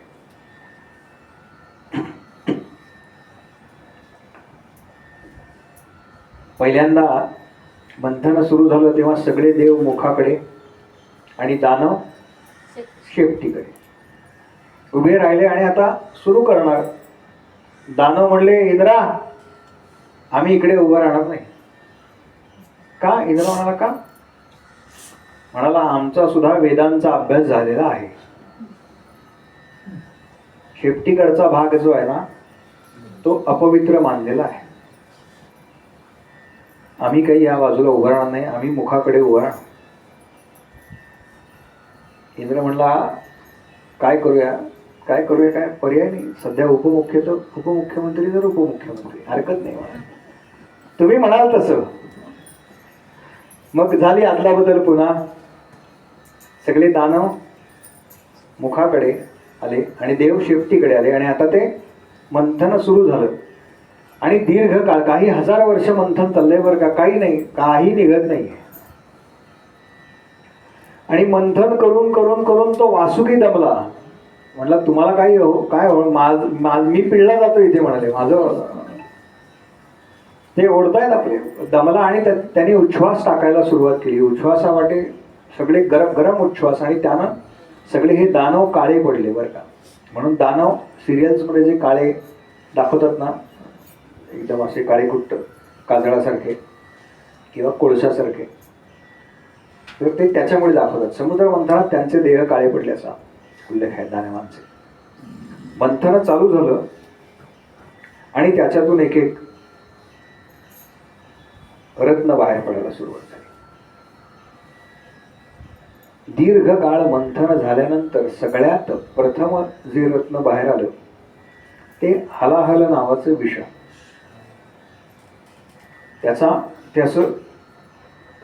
समुद्रातून खालून वर वर वर वर वर वर जसं यायला लागलं, समुद्राच्या पाण्याचं तापमान वाढायला लागलं आणि जसा त्याचा तवंग पसरायला लागला तशा त्याच्या वाफा फ्यूम्स यायला लागल्या आणि त्या इतक्या दाहक होत्या की आकाश मार्गाने जाणारे पक्षी जे होते ते त्याच्यात पडून मरायला लागले. इतक्या दाहक त्या होत्या. आपण लॅबोरेटरीमध्ये जे कॉन्सन्ट्रेटेड HCl वापरतो ते म्हणजेच हलाहल विष आहे बरं का. दोन्हीचं फॉर्म्युलेशन तेच आहे. आणि आता ते हलाहल विष कोणीतरी तर संपवायला पाहिजे, कोणीतरी त्याचा नाश करायला पाहिजे. कारण ते जोपर्यंत आतमध्ये आहे तोपर्यंत मंथन जोपर्यंत चालू आहे तोपर्यंत ते बाहेर येत राहणारच. सगळे गेले कैलासावरती, शिवजींकडे गेले. शिवजी ध्यानात आहेत बरं का, डोळे मिटलेत आणि आपलं चालू आहे श्रीराम जय राम जय जय राम, त्यांचा अखंड चालू आहे बरं का. सगळे आलेले पाहिले, जरा काहीतरी आवाज आला, हालचाल झाली. शिवजी म्हणाले काय? नाही म्हणाले समुद्र मंथन चालू झालेलं आहे. शिवजी म्हणाले मला कल्पना आहे त्याची, माझ्याकडे कशाला आला? म्हणाले काही नाही, ते विष बाहेर आलं त्या सगळ्यात नंतर ते विष आपण प्राशन करावं अशी आमची प्रार्थना आहे. कारण तुमच्याशिवाय कोणी नाही, ते पचवू शकेल असं कोणी नाही आहे तुमच्याशिवाय. शिवजी म्हणाले 1-2 मिनिटं थांबा. आतल्या खोलीत गेले आणि पार्वतीला विचारलं. म्हणाले पार्वती,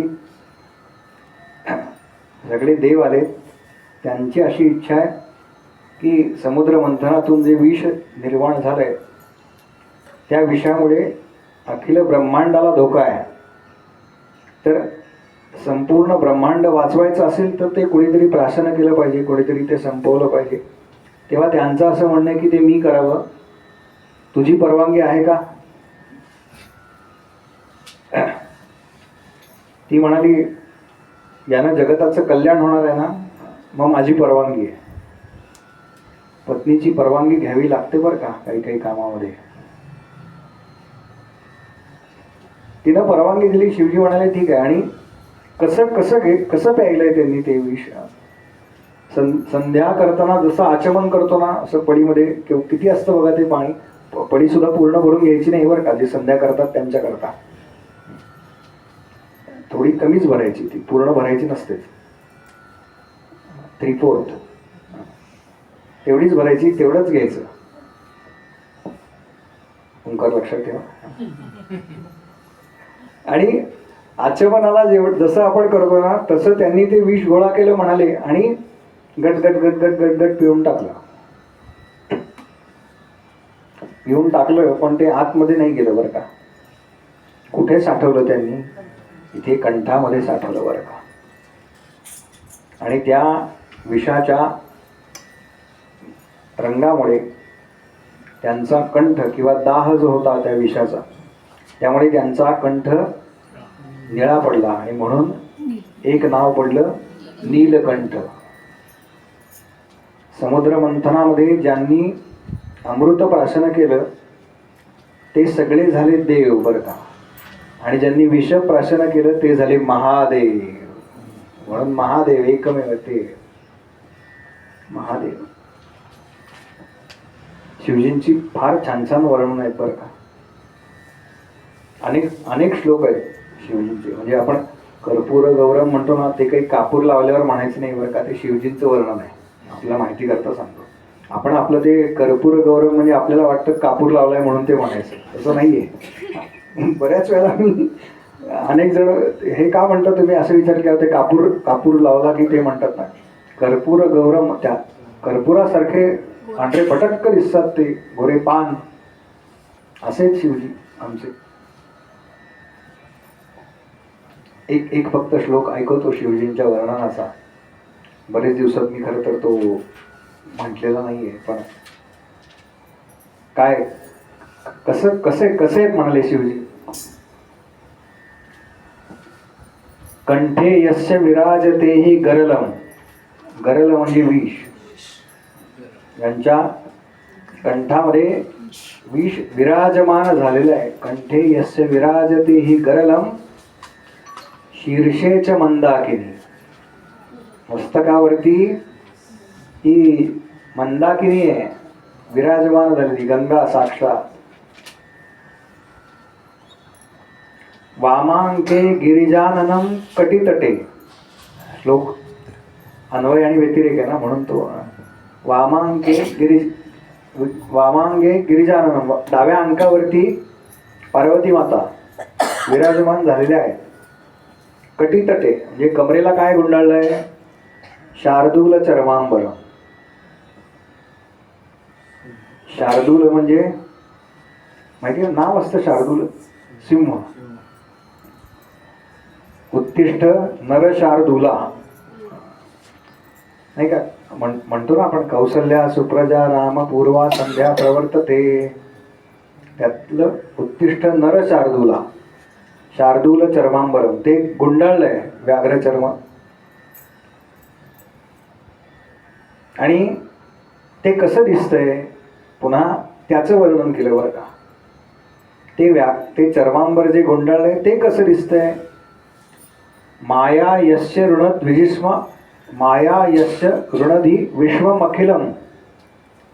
ते कसं दिसतंय तर भगवान शिवांच्या मायेनं अखिल विश्व व्याप्त केलेलं आहे, असं ते चर्म जे गुंडाळलंय ना व्याघ्र चर्म, तसं दिसतंय. असे पहिल्या 5 ओळी आहेत बरं का. म्हणजे याची उत्तर काय आहेत ते शेवटच्या ह्याच्यात सांगितले. म्हणजे कंठे यस्य विराजते हि गरलम, ते कंठामधलं विष कसं दिसतंय. शीर्षेच मंदाकिनी, ती मंदाकिनी कशी दिसतीये, असे 5 प्रश्न विचारले आहेत आणि शेवटच्या चरणामध्ये त्याची उत्तरं दिली आहेत. म्हणाले जंबुवत, जंबू म्हणजे जांभूळ, जांभळाचा रंग कसा असतो ना, जांभूळ कसं दिसतं तसं जांभळासारखं दिसतंय म्हणाले त्यांचा कंठ. ती मंदाकिनी कशी दिसतीये, त्यांच्या मस्तकावरती जलबिंदुवत, एखाद्या पाण्याचा थेंब पडावा तशी ती दिसतीये म्हणाले. जलबिंदुवत, ती डाव्या अंकावरती बसलेली पार्वती माता कशी दिसतीये. जलजवत म्हणजे कमळाप्रमाणे बरं का, जलामधून जिचा जन्म होतो असं ते जलज, संस्कृत आहे बरं का. ही ताकद आहे संस्कृतची. मागच्या वेळेला मी मराठीबद्दल बोललो होतो. जलजवत, ते व्याघ्र चर्म कसं दिसतंय, शार्दूल चर्म कसं दिसतंय. जंबालवत, जंबाल म्हणजे शेवाळ. शेवाळ जसं सूर्यप्रकाश पडल्यावरती चमकतं ना, तसं ते चमकतंय म्हणाले. आणि भगवंतांची माया कशी आहे तर जालवत, मासे पकडण्याकरता कोळी कसा जाळ टाकतो की नाही, ते पडताना म्हणजे फक्त पाण्यावरती तरंग उठतात बघा, इतकं बारीक असतं ते. तसं आहे भगवंतांच्या मायेमध्ये आपण केव्हा अडकतो ना ते कळत नाही, कारण त्याचे धागे इतके बारीक बारीक बारीक आहेत ना. असं वर्णन आहे बरं का शिवांचं.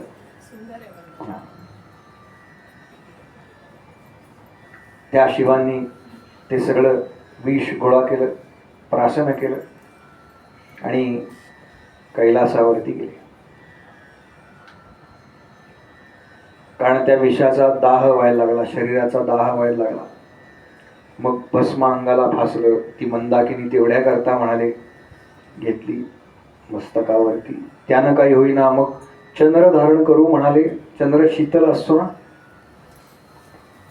आपण म्हणतो ना की जरा चांदण्यात फिरायला जाऊ, थंड वाटतं, चांगलं वाटतं बघा. किंवा काही आयुर्वेदिक डॉक्टर सुद्धा सांगतात बघा, पौर्णिमेला तुम्ही जरा थोडा वेळ बाहेर फिरून या. याचं कारण थंडावा आहे त्याच्यामध्ये, म्हणून तो चंद्र घेतला. सर्प अंगावरती फिरवले बरं का शिवजींनी, तेवढ्या करता फिरवले. सर्प थंड असतो सर्प हा. हे सगळं केलं बरं का, पण तरी शरीराचा दाह कमी होईना. म्हणाले या सगळ्यांनी आग्रह केला म्हणून मी विषप्राशन केलं, पण आता माझ्या शरीराचा दाह व्हायला लागल्यावर तू त्याचं शमन कसं करायचं. मग त्याचं शमन करण्याकरता एक मार्ग सापडला. राम नाम वदता मग वाचे, दाह शांत करणार शिवाचे. पुन्हा अखंड रामनाम घ्यायला सुरुवात केली. म्हणाले बस, रामनामाशिवाय या देहाला शांती नाही. सगळे ताप रामनामानं शांत होणार आहे. म्हणून शिवजी अखंड रामाचं ध्यान करतात बरं का, तेवढ्या करता. झालं शिवजींनी त्यांचं काम केलं. आणि देवांना, म्हणजे शिवजी आल्यामुळे देवांचं काम झालं. देवांबद्दल इथे शब्द वापरलाय बरं का, स्वतःचं कार्य करून घेण्यामध्ये चतुर, म्हणजे आपमतलबी ज्याला म्हणतात ना, तसा आहे हा शब्द. असं वर्णन आहे देवांचं, भागवतात आहे बरं का. मग त्याच्यानंतर पुन्हा मंथन चालू झालं. कामधेनू आली. दैत्यांनी विचारलं हिचा काय फायदा. ज्याला सारखा फायद्याचा विचार आहे ना, तो दानव आहे बरं का, तो दैत्य आहे. हिला काय मिळेल, हिच्याकडनं काय प्रॉडक्ट काय नाही. म्हणले प्रॉडक्ट काय नाही, ही भरपूर खाते आणि गोमूत्र नको म्हणाले आम्हाला, मग ती ऋषींना दिली. त्याच्यानंतर एक अत्यंत सुंदर असा उच्चैश्रवा नावाचा घोडा त्या मंथनातून प्रकट झाला. बळीनं तो मागितला. दैत्यांचा राजा आहे, बळीनं तो मागितला. ठीक आहे, बळीला तो दिला. त्यानंतर ऐरावत आला. ऐरावत समुद्र मंथनामध्ये प्राप्त झालेला आहे. ऐरावत आला. आता एक गोष्ट बळीनं घेतली होती, त्याच्यामुळे इंद्रानं याची मागणी केली. त्यामुळे दानव सुद्धा काही म्हणू शकत नव्हते. तो ऐरावत इंद्रांना दिला गेला. त्यानंतर पुन्हा मंथन चालू झालं आणि एक कौस्तुभ नावाचा मणी त्यातून रत्न प्रकट झालं. दानव म्हणाले हे काय, काचेचा तुकडा आहे म्हणाले, याचा काही उपयोग नाही. देव म्हणाले आपण एक काम करूयात. छान म्हणाले, हा एका माळेमध्ये छान छान छान छान छान छान त्याला अजून वेगवेगळं काय काय काय काय अडकवू त्या माळेला आणि भगवान महाविष्णूंना समर्पण करू, अर्पण करू. मग तो त्यांच्या गळ्यामध्ये गेला. म्हणून आपण भगवंतांचं वर्णन करतो, कंठी कौस्तुभ मणी विराजित. तो हा कौस्तुभ मणी. त्याच्यानंतर कल्पवृक्ष आला. दैत्यांनी विचारलं याला कुठलं फळ लागतं, काय काय याचं फळ काय. देव म्हणाले की काय याला काही फळ बिळ लागत नाही बाबा, फळ लागत नाही तो मग नको म्हणाले. कल्पवृक्षाला काय फळ लागतं माहितीये का. नारळ नाही, नारळाला कल्पवृक्ष म्हणतात. ते कल्पवृक्ष म्हणजे या या या आज जागा आहे, बसता येत नाही. निवडणुका लांब आहेत अजून, तुम्हाला उभं राहायचं असेल तर.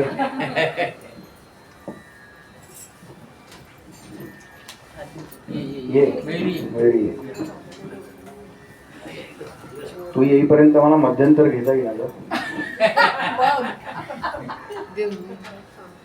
नाही झाली सोय झाली. बसले ते.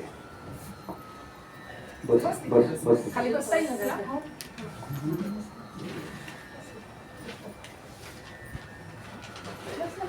बस ना, बस पुढे बस निवांत.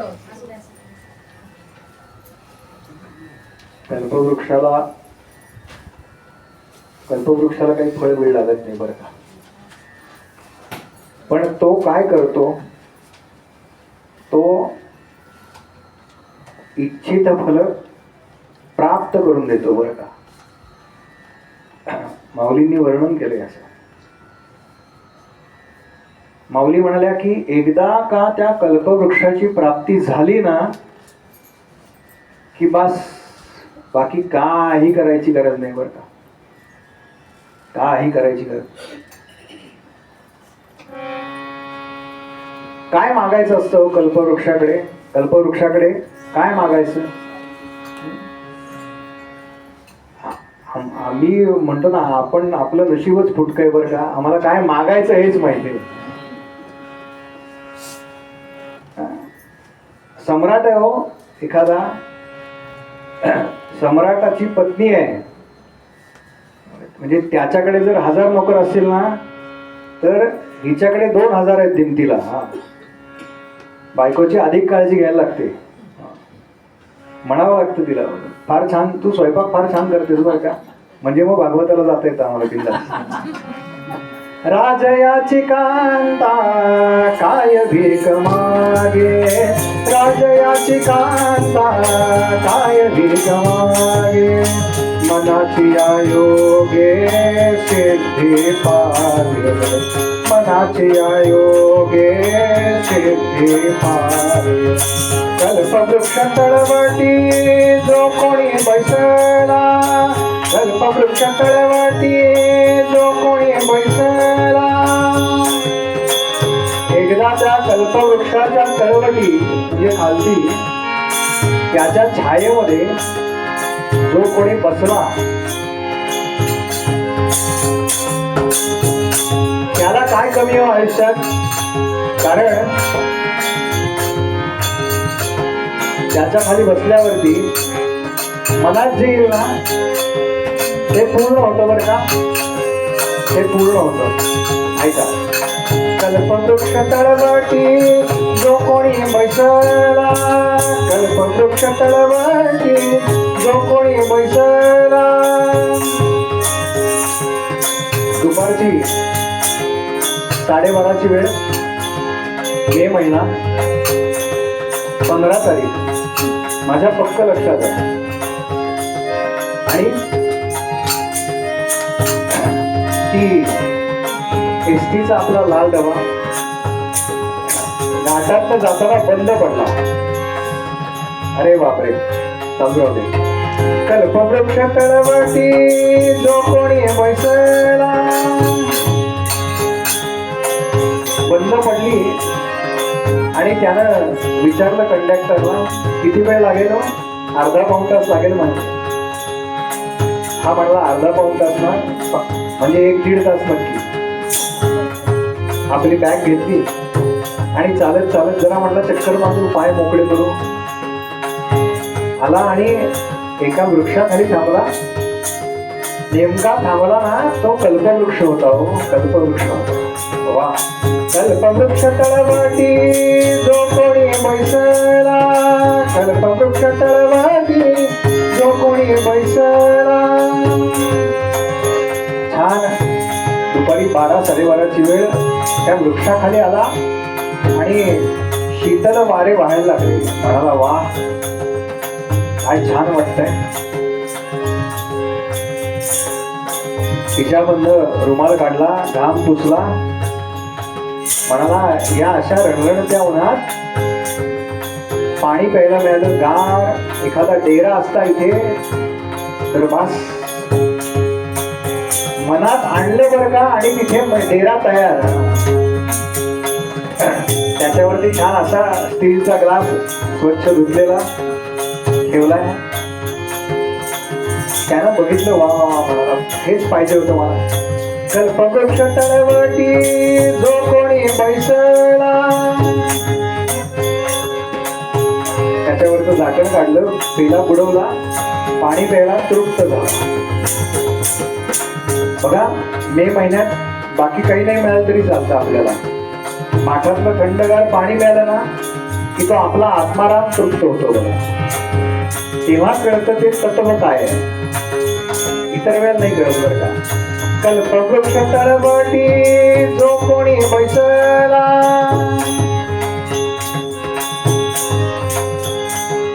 आणि यानं आपला डबा उघडला बरं का. बघितलं, भाकरी आहे,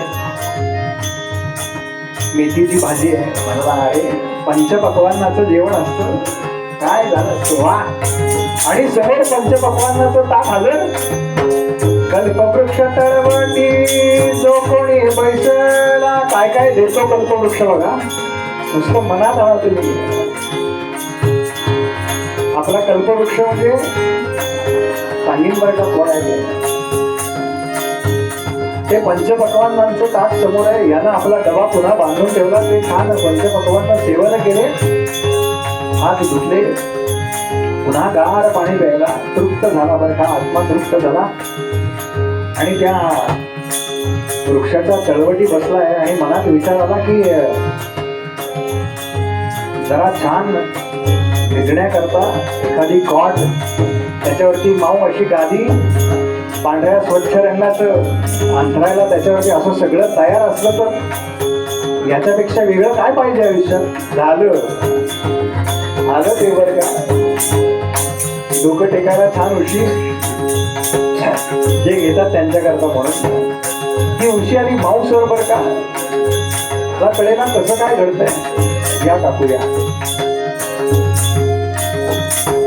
आणि एक एक एक एक एक एक ही इतकी सुंदर रेशमी चादर आहे. जरा डोळ्यासमोर आणा, पुढे सरका, पटकन पुढे सरका. ही रेशमी चादर अंथरलेली आहे, माऊ गादी अगदी. आणि आज खुर्ची आहे.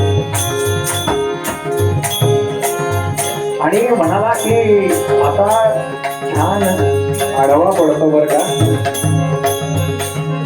एकानं मला विचारलं बरं का मागच्या वेळेला, तो पुणेकर होता का हो? 1 ते 4 पुणेकर होता. नाही म्हणलं, मी काही त्याला विचारलं म्हणून 4:30ला. 1 ते 4 झालं की 4:30 पर्यंत यावं आपण काय. कल्पवृक्ष तळवटी जो कोणी बैसला, कल्पवृक्ष तळवटी जो कोणी बैसला. सगळ्या गोष्टी त्याच्या मनाप्रमाणे घडतायत बरं का. त्या छान मंचकावरती माऊ गादी टाकली आहे, त्याच्यावर चादर अंथरली आहे रेशमी, त्याला सुंदर किनार आहे, तो आडवा पडला बरं का. म्हणाला सगळ्या गोष्टी अगदी माझ्या मनासारख्या होत आहेत बरं का. आणि डोळे मिटले. वा, यांच्याकरता एकदा टाळ्या वाजवा का. फार जमत हे तयार असतं. परमेश्वराची कृपा आहे खरंच. वा, काय ते सुचाच्या वेळेला वाजवायला खरंच त्याची कृपा आहे.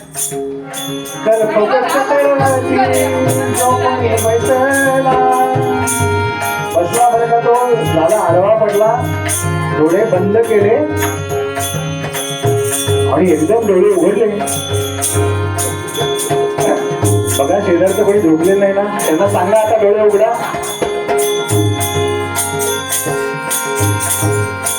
आणि म्हणाला आतापर्यंत हे सगळं माझ्या मनासारखं घडतंय. ह्या झाडावरती एखादा राक्षस असला आणि त्यानं मला खाल्लं तर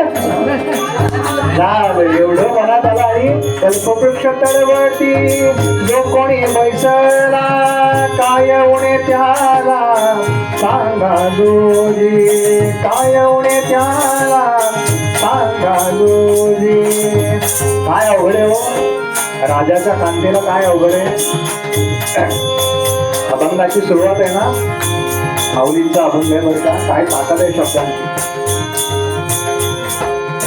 श्री गुरु सारी खा असता पाठी राखा, श्री गुरु सारी खा असता पाठी राखा, इतरांचा लेखा कोण करी, इतरांचा लेखा कोण करी. राजयाची कांता काय भीक मागे, राजयाची कांता. तिला कोणाकडे काही मागावं लागणार आहे का? नुसतं सांगितलं ना मला हे हवंय की हजर, तसं आहे कल्पवृक्षाचं. राजयाची कांता काय भीक मागे, मनाची आयोगे सेते पावे, मनाची आयोगे सेते पावे. कल्पवृक्ष तळवटी जो कोणी बैसला, कल्पवृक्ष तळवटी जो कोणी बैसला. एकदा कल्पवृक्षाच्या तळवटी बसलं ना की जे मनात येईल ना ते सगळं तो देणार आहे बरं का. काय उडे त्याला सांगा जोजी, काय उडे त्याला सांगा जोजी. पण माऊली म्हणाल्या, संत फार पुढचं बोलतात बरं का, लौकिकातलं काही बोलत नाही. माऊली म्हणाल्या, राजयाच्या कांतेला काहीतरी मागावं लागतं. तिनं मागितल्याशिवाय दास दासी आणत नाहीत समोर. कल्पवृक्षाच्या तळवटी बसावं लागतं आणि बसल्यानंतर तशी कामना करावी लागते. कामना का करायची? कामना एवढ्या करता करायची की आम्हाला काम ना ही स्थिती केव्हा होईल याच्या करता कामना आहे. पण कल्पवृक्षाचं एक वैशिष्ट्य आहे बरं का, तुम्ही चांगलं मागितलं तर तो चांगलं देणार आहे. आणि याच्यावर भूत असेल का आणि ते मला खाईल का असं म्हटलं की ते पण असणारच आहे. त्यामुळे त्याच्याकडे चांगलं सुद्धा आहे आणि वाईट सुद्धा आहे. पण मग याचा समतोल कोण साधणार आमच्या आयुष्यामध्ये? माऊली म्हणाल्या, याचा समतोल साधण्याकरता एकच जण समर्थ आहे म्हणाले. ज्ञानदेव म्हणे तरलो तरलो,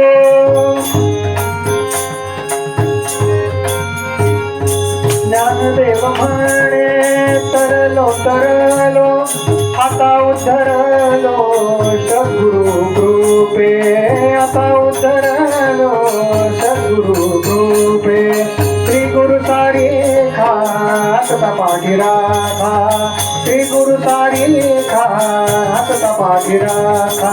कुठनं सुरुवात केली बघा ना माऊलींनी. श्री गुरु सारी खा असता पाठी राखा, इतरांचा लेखा कोण करी. आणि शेवटच्या चरणात म्हणाले, ज्ञानदेव म्हणे तरलो तरलो. लौकिकात मी तरलोच, पण परमार्थात सुद्धा तरलो बरं का. आमचे स्वामीजी म्हणतात, फार छान म्हणतात. त्यांचं एक वाक्य मला इतकं भावलं ना परवा. म्हणाले, आमची तयारी असते बरं का, आम्हाला त्या तटावरती पोचायचं असतं. फक्त अडचण अशी आहे की आम्हाला हा तट सोडायचा असतो, ती तयारी आमची होत नाही. पलीकडे पोचायचं आहे आणि पलीकडे नेणारा, भवसागरातून पलीकडे नेणारा नावाडीचा आहे. आज त्या नावाड्याची कथा आपण ऐकणार आहोत. भवसागरातून पलीकडे नेणारा जो आहे ना तो नावाडीचा आहे. फक्त त्या नावाड्याला जे नाव आहे ना ते नाव म्हणजे सद्गुरू आहे.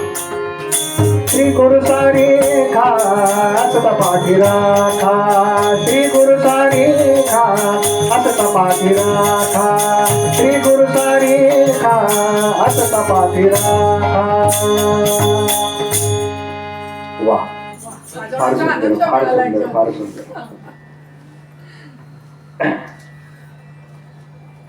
हा फार छान अभंग आहे बरं का.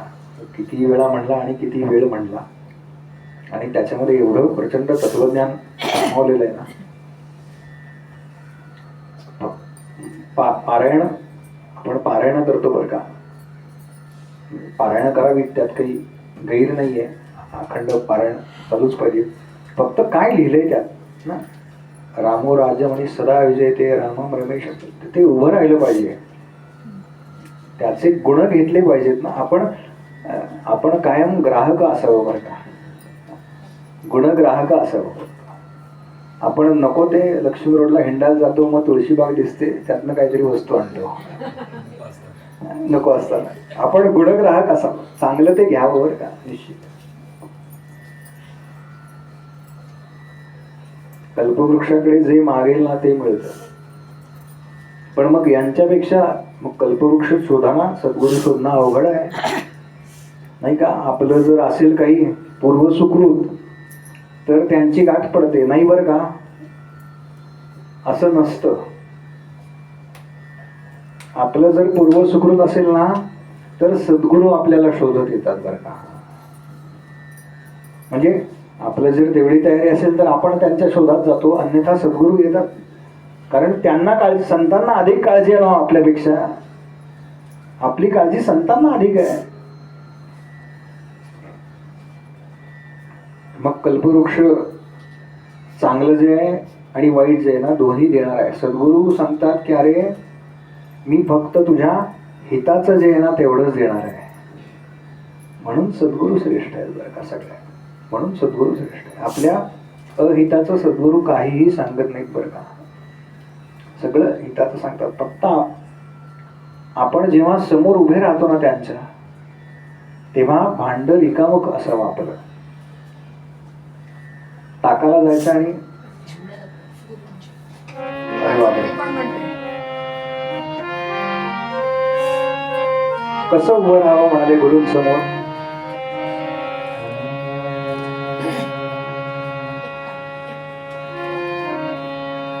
अगदी नम्र राहावं बरं का गुरूंसमोर. मी कोणीतरी आहे हा जो अभिमान आहे ना तो त्याग करावा त्याचा. आपल्याला बऱ्याच वेळा वाटतं बरं का, मी असं काय यांच्याकडे, भगवे कपडे नाहीये, कपाळाला गंध नाहीये, गळ्यात माळा नाहीये, काय यांना नमस्कार करावा असं काय. म्हणाले अरे बावरे ऐसा मत कर. आपण जर असं शोधायला गेलो ना कलियुगात असं नाही सापडणार बरं का, फार अवघड आहे कलियुगात. बावरे मत कर गुमान, बावरे मत कर गुमान, बावरे मत कर गुमान, बावरे मत कर गुमान.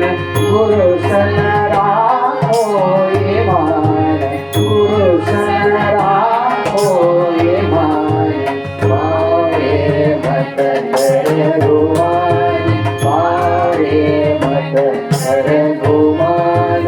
कसं राहायचं? हा, गुमान म्हणजे गप्प उभं राहायचं बरं का. गप्प म्हणजे मी कोणीतरी आहे ना हे जे आपल्याला वाटत असतं ना ते काढून टाकायचं आणि अगदी नम्रतेने उभं राहायचं. ज्ञान गुरु हे ध्यान, गुरु ज्ञान गुरु हे ध्यान, सतगुण के गुरु हे खान, सतगुण के गुरु हे खान. गुरु घट में गुरु हे प्राण, गुरु घट में गुरु हे प्राण. बावरे मत कर गुमान, बावरे मत कर गुमान, बावरे मत कर गुमान. बाईंनी अगदी मला सद्गुरू म्हटल्यावर मला राहावे ना. त्या म्हणल्या म्हणा बंदिशीवर का आता, म्हणून मग ती प्रयत्न केला. काय जी जमली असेल ना ती यांचं श्रेय आहे आणि जे जमलं नाही ते माझं आहे. गुरूंसमोर फक्त आपण उभं राहायचं बरं का. मी सांगितलंय गुरूंची कृपा प्राप्त कशी होते. प्रणिपातेन, बस नमस्कार करायचा. परिप्रश्नेनं सद्गुरूंना प्रश्न विचारायचे, लौकिकातले नाही, परमार्थातले, फक्त साधनेतले, नामस्मरणातले आणि सेवया, त्यांची सेवा करायची. सेवा म्हणजे अगदी सतरंजी उचलण्यापासून, खुर्च्या उचलण्यापासून, माईक व्यवस्था लावण्यापर्यंत सगळ्या गोष्टी या सेवेमध्ये येतात बरं का. आपला भाव फक्त सेवेचा पाहिजे. म्हणजे अगदी आपण इथे पाणी भरून ठेवतो की नाही, आज ठेवलं नाही बरं का, कारण मी म्हणलं त्यांना की ते पित नाहीत. मी जसं 3 तास पित नाही पाणी, तसं भगवान ते पित नाही. कसं काय पितील ते म्हणले, भागवत करणारे जर पाणी पित नाहीत तर मी पण 3 तास नाही का न पिता थांबू शकेल. पण तो सेवेचा भाव आहे बरं का. त्यांच्या करता म्हणून हे सगळं करायचं, भगवंतांकरता म्हणून हे सगळं करायचं. हा भाव आहे ना, तो भाव अत्यंत महत्वाचा आहे. त्याच्यावरती सगळं चाललंय.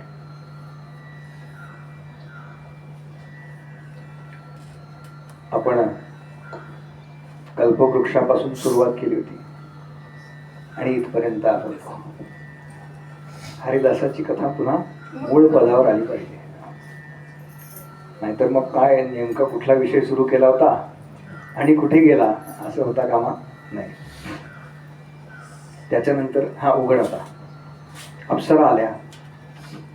अप्सरा या स्वर्गात निघून गेल्या. काही जण म्हणाले की अप्सरा या स्वर्गात गेल्या आणि काही जण म्हणाले की अप्सरा या स्वर्गात गेल्या. मराठी आहे शब्दश्री, हीच मराठीची गंमत आहे बरं का, बाकी काही नाही. मग लक्ष्मी देवी आल्या. त्यांच्या हातामध्ये वरम आलाय आणि प्रत्येकाला असं वाटतंय की लक्ष्मीनं माझ्याकडे असावं. देवांना असं वाटतंय, दानवांना असं वाटतंय. लक्ष्मी माता सगळीकडे फिरल्या बरं का, असा उल्लेख आहे. ऋषी सुद्धा आहेत या समुद्र मंथनामध्ये. ऋषींच्या रावट्यांमध्ये गेल्या. पण ती म्हणाली, जे माझ्या मागे धावतात ना त्यांच्याजवळ मी कधीच थांबत नाही. माझी अभिलाषा जे करत नाहीत ना, न मागे तयाची रमा होय दासी म्हटलेलं आहे.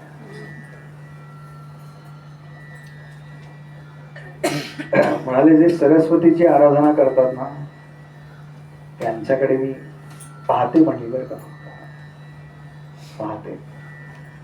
मग या सगळ्यात बघितलं कोण आहे, महाविष्णू आपले झोपलेत बरं का छान.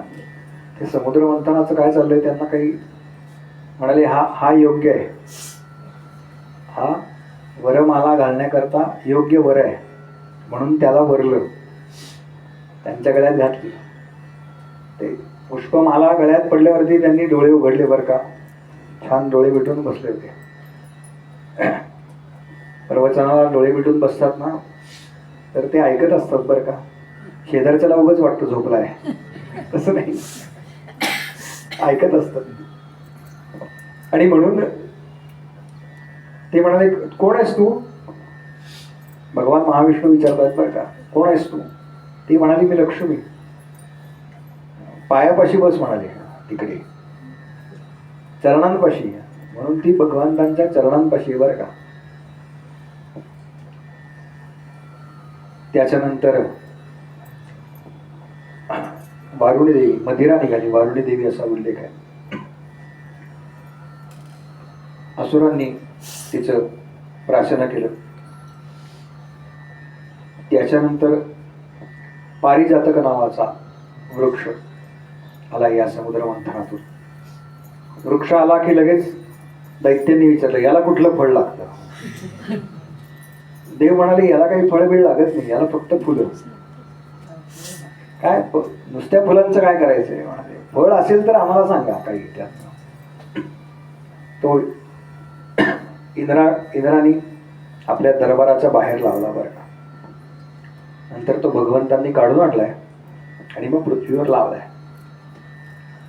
पारिजातकाचं एक वैशिष्ट्य आहे, लावायचं आपल्या अंगणात. बहरला माणिक वर्मांनी काय सुंदर म्हटलंय ते. त्यांनी म्हणजे त्या पारिजातकाच्या वर्मावरच बोट ठेवलंय.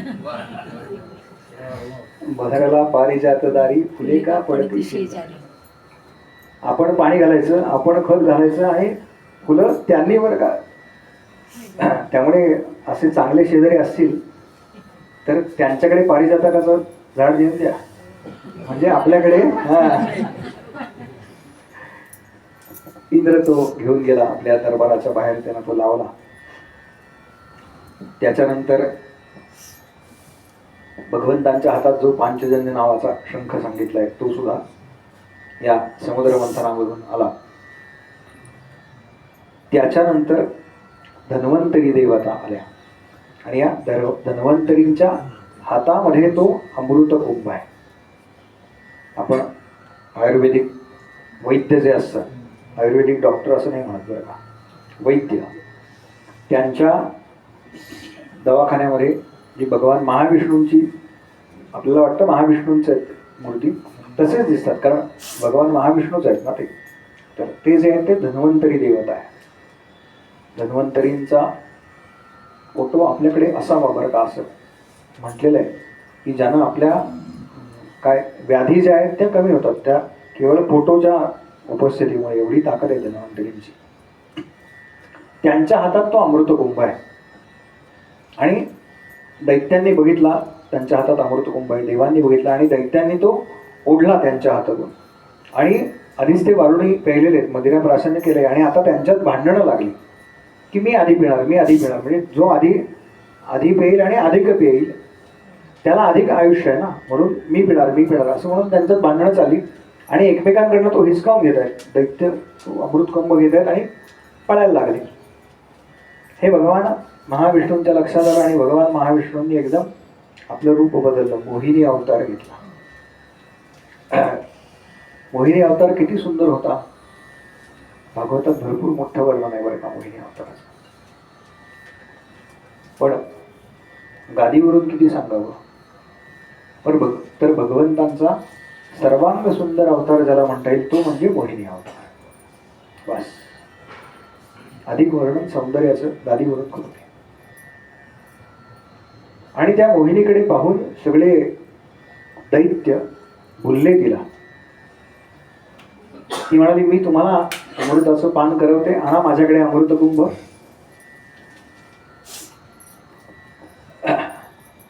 तिने विचारलं की तुम्हाला लगेच अमृत प्यायचंय का कॉफी झाल्यावरती चालेल. ते म्हणाले की कॉफी गरम करायला ठेवा, तोपर्यंत कथा पूर्ण करतो मग चालेल. आणि मग ती म्हणाली तुम्ही शुचिरभूत होऊन या, कित्येक काळ समुद्र मंथन चाललंय, तुम्ही स्नान केलं नाही, संध्या केलेली नाहीये. म्हणून हे सगळे स्नानाला गेले, आपलं आन्निक केलं. एका बाजूला देव बसलेत, एका बाजूला दानव बसलेत. मोहिनी काय करते, ज्या वेळेला देवांच्या बाजूला जाते त्यावेळेला त्यांना प्रत्यक्ष अमृतपान करवते असा उल्लेख आहे.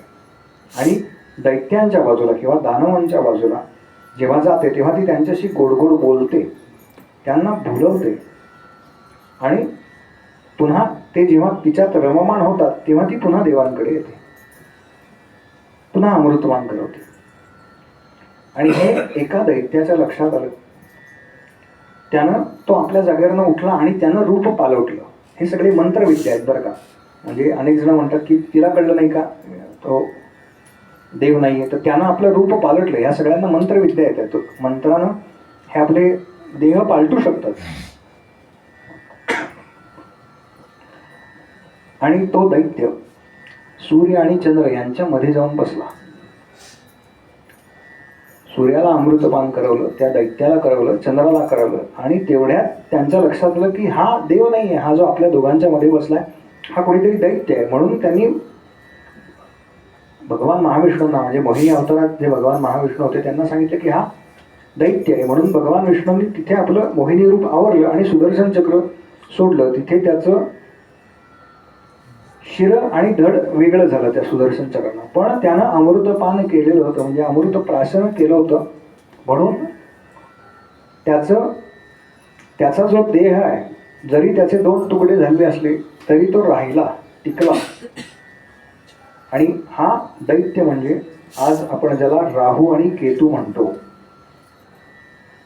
पत्रिकेमध्ये बरोबर एकमेकांच्या समोर असतात बघा. 1 आणि 6 का 1 आणि 7 काय कोण पाहत माहिती आहे? 1 आणि 6 हा 1 आणि 7 हा 1 आणि 7 म्हणजे 1 आणि 7 म्हणजे बाकीच्यांकरता पहिलं घर आणि 7वं घर. एकूण 12 घरं असतात. आपण जसे एका घरात राहतो तसे हे ग्रह कधी एकत्र राहतात, कधी वेगवेगळ्या घरांमध्ये राहतात. त्यातल्या पहिल्या ग्रहामध्ये जर राहू असेल तर 7व्या घरामध्ये केतू असतो, किंवा उलट नेहमी एकमेकांच्या अपोजिट असतात, कारण तो एकच देह आहे. आणि आज सुद्धा सूर्याला आणि चंद्राला जे ग्रहण लागतं ते या राहूच्या कोपामुळे लागतं असं भागवतामध्ये सांगितलेलं आहे. सूर्यग्रहण आणि चंद्रग्रहण जी होतात ती हा समुद्र मंथनाच्या वेळेचा जो राग आहे त्या राहूच्या मनातला, त्याच्यामुळे सूर्याला आणि चंद्राला ग्रहण लागतं. तो त्या दोघांच्या मध्ये येतो. आता ग्रहण म्हणजे टेक्निकली माहिती आहे आपल्याला काय होतं, त्यामुळे त्यात जाणार नाही. पण हे कशामुळे होतं तर तो अमृतपानाच्या वेळेला या दोघांच्या मध्ये जाऊन बसला होता आणि म्हणून ती ग्रहणं लागतात. या देवांना सगळ्या अमृतपान मोहिनीनं करवलं आणि शिवजी गेले होते कैलासावरती विषप्राशन करून. शिवजी म्हणाले, विष जेव्हा आलं वरती तेव्हा मला बोलवलं आणि अमृताच्या वेळेला मला नाही बोलवलं का? आणि भगवान महाविष्णूंनी मोहिनी अवतार घेतला होता. गेले वैकुंठामध्ये बरं का. म्हणाले, महाविष्णू मला तुमचा मोहिनी अवतार बघायचा आहे. भगवंत म्हणाले, अहो कशाला त्याच्या मागे लागताय, बरं चाललंय तुमचं. भगवान महाविष्णूंना भगवान शिवांना मोहिनी अवताराचं दर्शन घडवलेलं आहे महाविष्णूंनी. आणि त्यानंतर भागवतामध्ये जी कथा येते ती वामन अवताराची कथा. कॉपी घेऊ, त्याच्यानंतर वामन अवताराचा उल्लेख करू, कारण सगळी रामकथा आपल्याला पाहिजे. त्यामुळे आणि कृष्ण जन्म आपल्याला आज करायचा आहे. गोपाल कृष्ण भगवान की जय, गोपाल कृष्ण भगवान की जय, गोपाल कृष्ण भगवान की जय.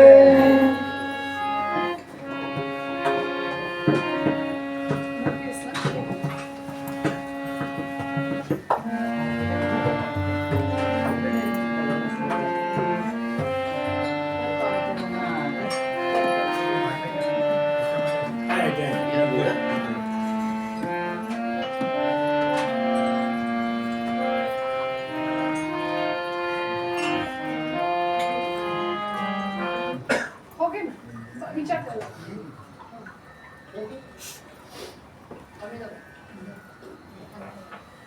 अर्ज